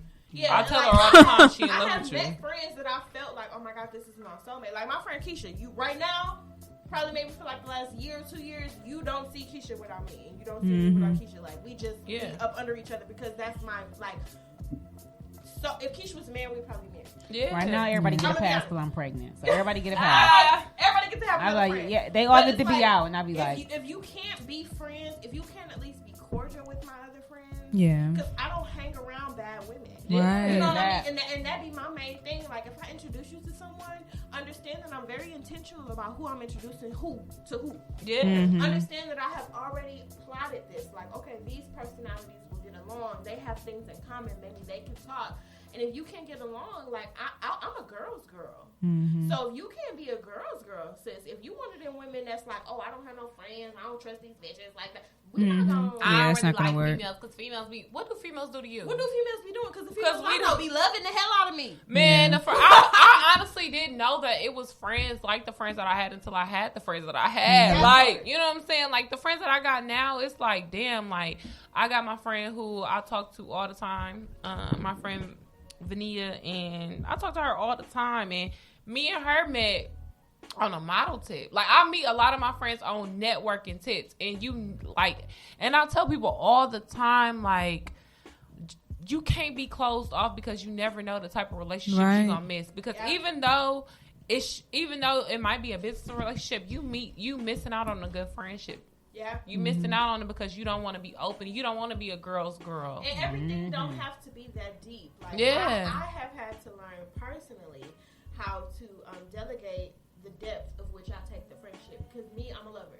Mm-hmm. Whether you a friend, a family, a nigga, I want to love you. I want to love on you all day. Get over here so I can love you. Mm-hmm. But you said everything don't have to be that deep. And I have had to learn how to have acquaintances that I equally show love to. Mm-hmm. And I might not give you the same energy and love that I give my best friend. Because she going to always get 100. every time. But I can definitely make you feel like I'm giving you 100%. Mm-hmm. You know what I'm saying? And I can be true in that. Mm-hmm. I can be true in that. We don't have to be best friends. We don't have to talk every day. But if you call me and be like, look, I need to vent. I'm going to listen to you. Yeah. Because you got friends. Listen, we had a venting moment via Snapchat. Yes. We had them snaps was long as hell. Them snaps was paragraphs, baby. Look, and I think we was going through the same thing at the same time. And we was like, you know, and Drea and I are not two people that connect every day or every week or every month. We grew up right next door to each other, and we don't have to be up under each other. But I know. I was on the phone with Grandma Irene. I said, I'm at Kirsten. She said, Kirsten, I'll tell Kirsten I said. Right. But that's the type of love that needs to be understood and that needs to be distributed. You don't have to be my best friend. Exactly. You don't have to be somebody I talk to every day. But since if I love you, I love you. And if I want to see you win, I want to see you win, and I'm gonna make sure that you know that. It was definitely the encouragement for me because she was like, "No, you need to." I'm like, "You right, you right." Look, let me tell you something. Anytime a woman hit my phone about a man, I'm like, "We was up there talking." Damn, I should have texted you the other day, bitch. Don't do that because I be on business. I should have texted. Listen, we gotta talk because you know. Remember we gotta talk. I ain't the one that be you know what I'm saying? I ain't the one that's gonna fuck up your shit, but I'm the one that's gonna talk my shit. But I had to, my friend Renee, my girl, Bree, I had the issue where I was. That's a police issue.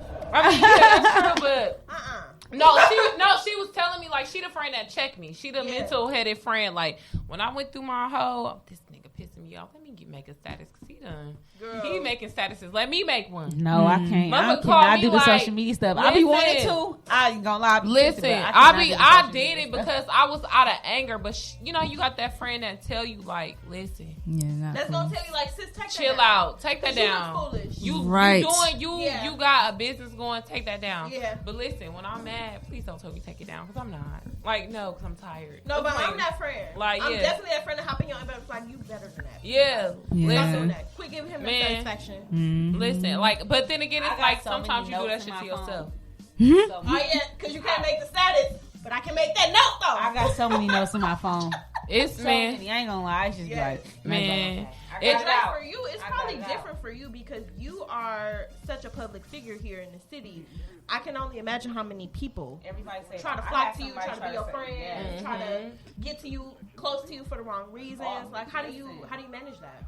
For me, I just have, like I promise y'all, I just really have to be by myself a lot, and I just have to pray because I promise you, when I do any small thing wrong on social media or if I express myself in a way that is not normal to other people, because people don't know me, they don't know that I was once ratchet. You know what I'm saying? Yeah. I could have been somebody totally different than who I am today. Yeah. You know, like I was the girl that y'all about to fight. Like I'm, you know, that's like I could be somebody so different today.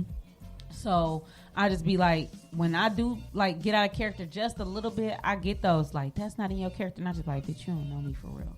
Like you know, it is in my character. Like, you know what I'm saying? Like all the way in my character. All they know is she went to college when she was 16 and she teaches and she does, you know. But they don't like it. It was. I could have been somewhere else and I could have been doing something totally different. So for me, I really have to. That's why I got them notes because I have been put in so many situations where I have posted something that was just like it was beneath me. I have done that and it was like.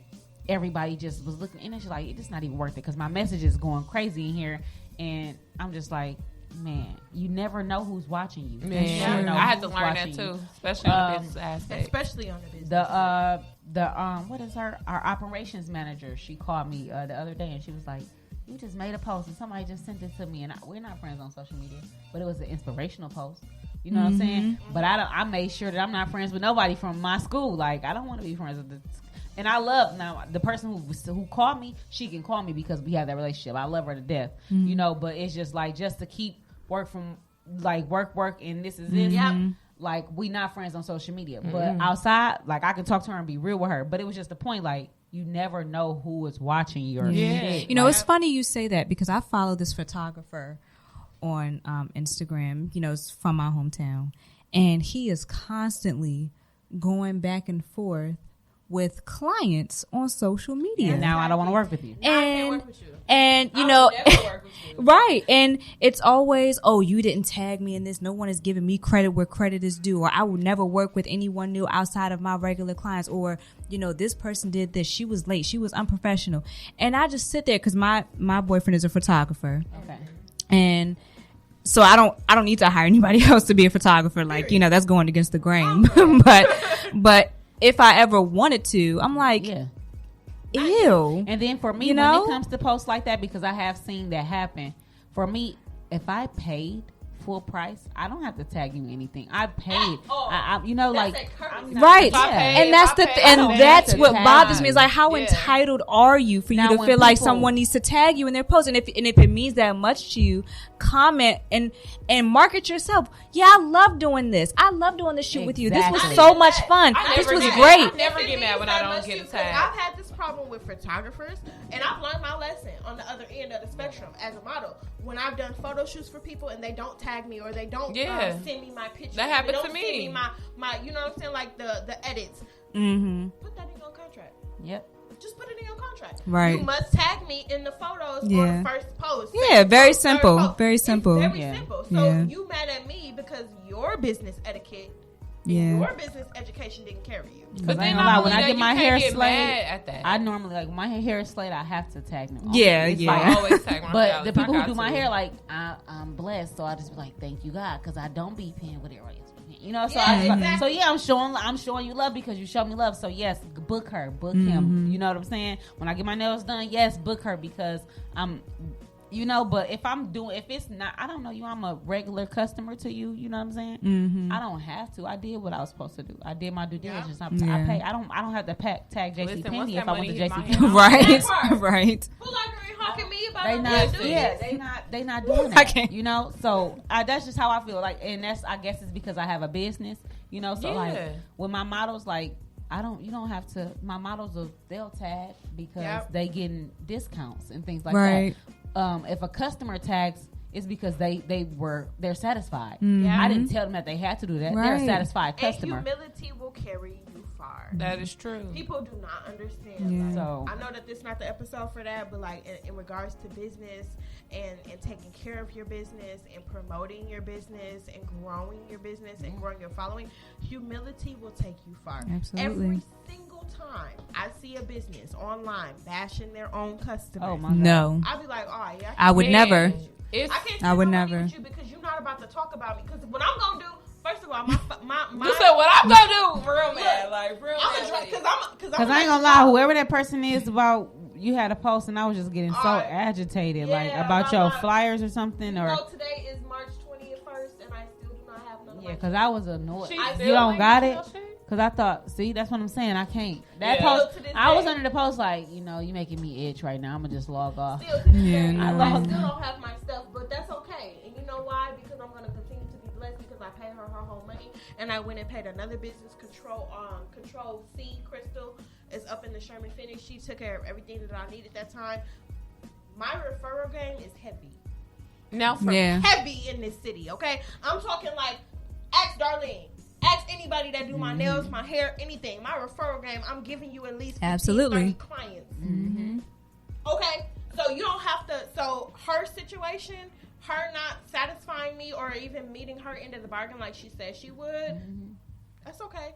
I ended up coming out of the pocket an extra $300 because I needed what I needed. And I'm gonna get what I need regardless. Like my business, I'm gonna get what I need regardless. So you not doing what you were supposed to do, you really shot yourself in the foot. Right, that's true. And that's just it. But you just have to be really careful about how you present yourself, especially when you're a business owner and when you're a brand. It's different being a brand than being an entrepreneur. Because sometimes when you separate yourself, you can separate yourself from the business. Mm-hmm. You can separate yourself from this business, but you can't separate yourself from the business, from the brand. Yeah, you know what I'm saying? Like Jayla the Doula is a brand. Risque Intimates is a brand. Ladies Club and Chic is a brand. Like you can't separate yourself from that. You are the face. I had issues with people wanting to cancel orders. Like I had so many issues where I felt like I was being scammed, but at the same time, that's nobody's business. That ain't your business to know who it is. And that's what comes and it make you mad because it won't. Like they sometimes get you to the point where you want to expose it, but it's like no, I'm not. That's nobody's business. I'll handle it on the backside because when you handle it on the backside, you get more blessings coming in for your business. Right. Yeah, It's really hard to separate yourself. After having Easton, I wanted to separate myself from that so much. Like my page, if I don't post much, they were just Tony and Kirsten was just saying on the saying like how I don't post a lot on Instagram, and that's because I try to keep my personal life private. I'll post on my story, but I really want people to follow Chic Allure because my personal page I got like 14K. My business page, I'm only at like 4,200, and I'm like, please, I want you to follow Chic. I'm trying to get there. I really. What's the business page? Chic Allure. Okay. I'm gonna follow that too. Yes, because I'm like, the Ladies Room podcast. yes, because I'm just like, I don't want you to come to my page because I really don't have. I got like 40 pictures on my page, and out of the 40, 25 of them are memes. Yeah. Because I try so hard to separate myself from my business, like, but I can't. I promise y'all I can't. They buy into Drea. They are shopping for Drea. They're shopping with Drea. They're in. It's just something I gotta. That's what they I fall in gotta love with your accept. personality and who you are. People fall in love, and like people like us who are socialists. Yeah. We like to be socialites. We're charismatic. Yes. And we naturally have auras that attract the room. Mm-hmm. Drake can walk into a room and everybody love her. She don't Same have as to King. say shit. She don't have to do anything. They just, oh my God. You know what I'm saying? Like, we have that factor, that it factor. And it's really interesting how the women that are on this panel today, we all have that aura. It's like everybody in here has that thing that can't be taught, that can't be bought, it can't be anything. But when you have that, you have to handle that responsibly. People don't understand that it's a responsibility that comes with that, because now I have to manage how I act. Yes. And also how my business because it impacts you. You better say say that. So like if I'm ratchet and if I want to have fun, I'm just having a day, like I just want to be ghetto. I just want to post ghetto shit on my Instagram. Think twice about it. You gotta think twice about that. Think twice about how everything. is this representing my brand? How is this representing my business? How is this attracting clientele to me? Because at the end of the day, I want to. That's where I'm at with it. Where the money resides. I can post the same stuff that I post on my personal page and post it on Chic page, and I'm gonna get more sales from my personal page. That part. Because people and I be like they know you. Yeah, I'm trying to get that. I'm trying to get people to go to my business page. Like, please go there. Like, go there, not here. They don't. And then I'll purposely post on Chic or on Ladies Room, and then share it to my story on my personal, and they'll still like not your go personal to page. The business. But since they follow you like that, I feel like you should start directing them to do it. Like, just how? do it. I be like, follow. You can only Ladies say so Room. much. Follow Chic. They don't. No, they like that do be hard though. You could Drea. You could say how many times you want them to follow this, follow that. They really will follow your personal page. It's like, bro, I done had this page for a while. Like, why? My Facebook got 1,500. My Instagram, baby, I'm praying on it. Great algorithms. You can't even really rely on Instagram. I will say I love my followers. I love they very interactive. Yeah. They very supportive. Shout out to all of my followers. Yes. You know, I feel like you get out what you put out. You do. You do. And how you treat people. Yes. Like the return of energy is so real. Because I have learned, like, even like I was telling to y'all earlier today in the episode, after I encountered Brittany and that friendship and other friendships that took place, you know, after I came home from college, where I left a situation where I wasn't such a good friend, and I acknowledged that, and I apologized, and I, you know, profusely. Did you and that person make up? Kinda. But it won't be the same. No, yeah, it'll never be the same, and I'm so not trying to make it that. Like, you know what I'm saying? Like, sis, if you, whatever your reservations are, please have them. Yeah. Because I understand self-preservation. At the end of the day, I understand self-preservation, and I've already done something to make you feel like you were wrong and you can't trust me. So don't open up Pandora's box if you don't feel like it's safe to do so. Don't do that. I feel like we all had that. I got one person that I felt like I was a horrible friend to, and I never had told nobody that. And so I told my family that when we were having a girl powwow, and I told them, and I was like, that's the only time I told them that. I was like, but that stuck with you, and I felt so bad about that. Shit changes you. Never, like, no. You're above that, you know what I'm saying? Never, and from then on, I don't play about my, you know, I didn't play about her. It was just a bad situation. Yeah. Sometimes, and you know what? We get older, we grow, we learn, and we understand what we look for out of sisterhood. Like now, my definition of a real friend has changed drastically than what I would have considered a real friend as at 23 or 21 or 18. A real friend's supposed to show up to your birthday. Yeah, at like 28, you like, baby, you got kids. I understand. You Right. You Yeah. gotta stay home. I know you like, bitch, I'm gonna need a bottle of wine one of these days. Like, Like it has changed so drastically. So now for me, like women empowerment is the genuine uplift. The it's genuine. crazy because that same friend I did it to in high school was like, she literally just wrote on my picture 2 days ago. She said, "This is really gorgeous. Like, do you do your own makeup?" And it was like, it felt good. You know what I'm saying? Yeah. We closed this. You know, like, and I'm like, damn. And when I think of her, I go. But are you too? But can you go back and be like, she you was know such what, a good friend to I you? wasn't a good friend to you. Yeah, Can you go back and do that? You know, she knows that. Like, we know. Like, when it happened, I was like, I do apologize. Like, I'm sorry. Like, Yeah. Like in the midst of it happening, I'm like, you know what, I'm wrong. You know, and I'm sorry for that. And from then on, like it was a horrible breakup.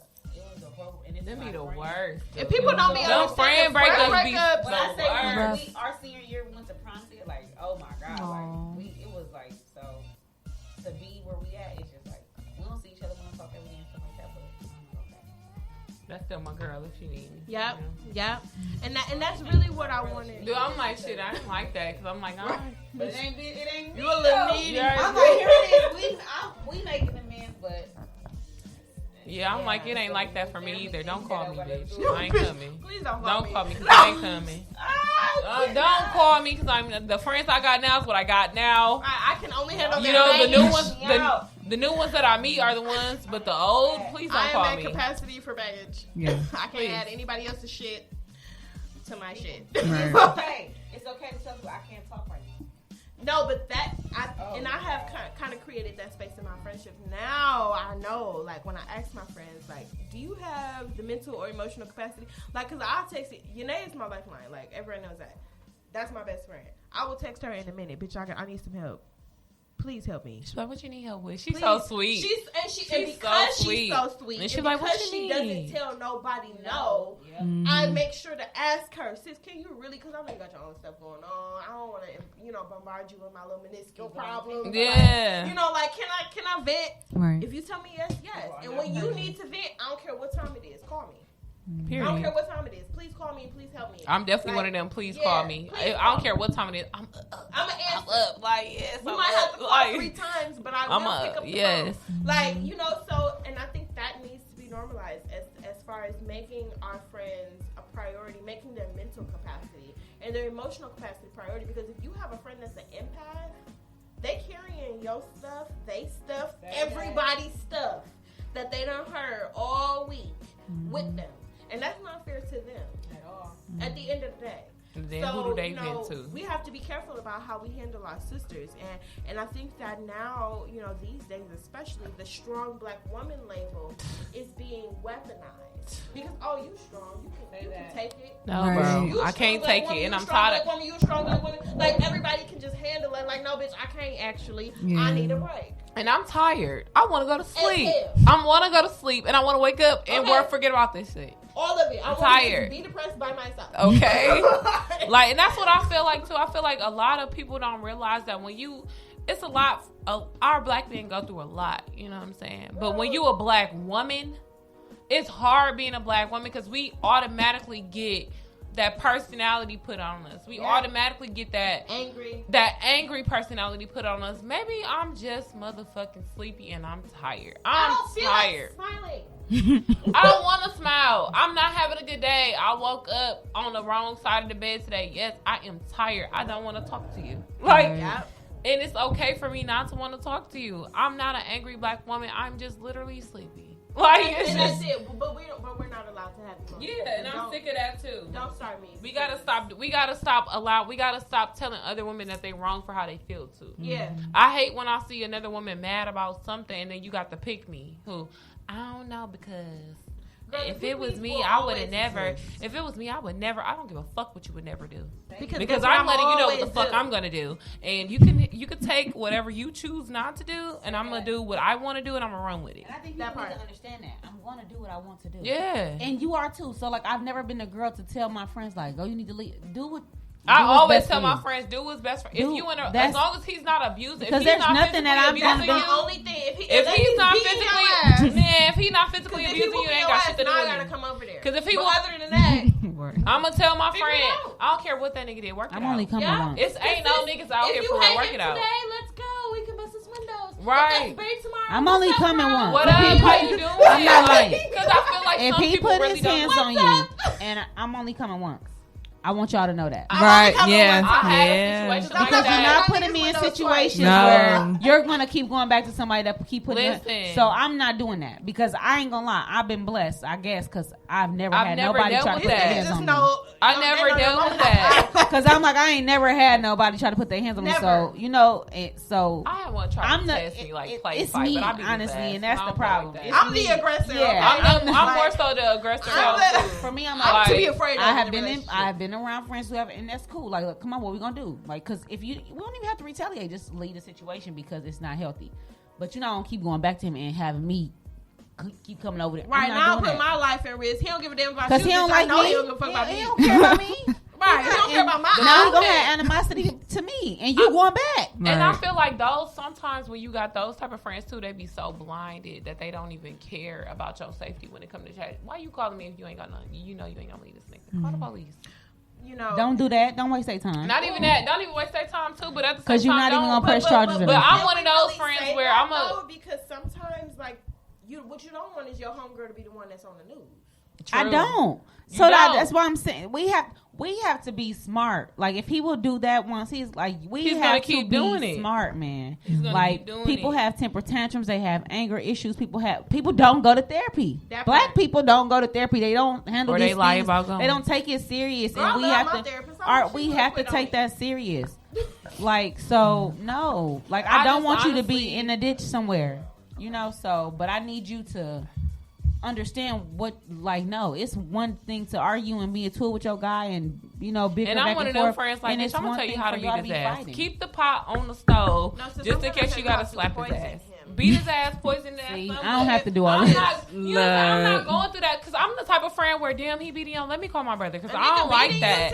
Like, I don't like that. Like, that's the thing, too. I got so invested with shit like that. I had my own brothers getting involved. Yeah. And my brothers them was telling me, like, Brianna, and it's just if me and my sister. If something happen with you, I'm going to end up really going to jail. Like, my brothers, I'm like, I got mainly brothers, so they like, if something happen with you, I'm going to be mad because you just tried to involve yourself I'm only in going this to shit. jail. So I just stopped. I'm like, you know what? I can't do it. I ain't going to even. Your own people ain't going to get involved in it. I'm not. So they're not involved for a reason. I'm going to tell you once about your worth, and if you can't find it, I'm sorry. I'm going to pray about it. I'm going to pray on it for you. And that's it. And after that, I'm sorry. We can't. I'm one of those people. I can't be your friend after a certain period. After a certain amount of time. I'm not judging. Like, I'm never judging. That's what you do. I'm never judging. But for my own mental capacity, I'm not going to take on your stress.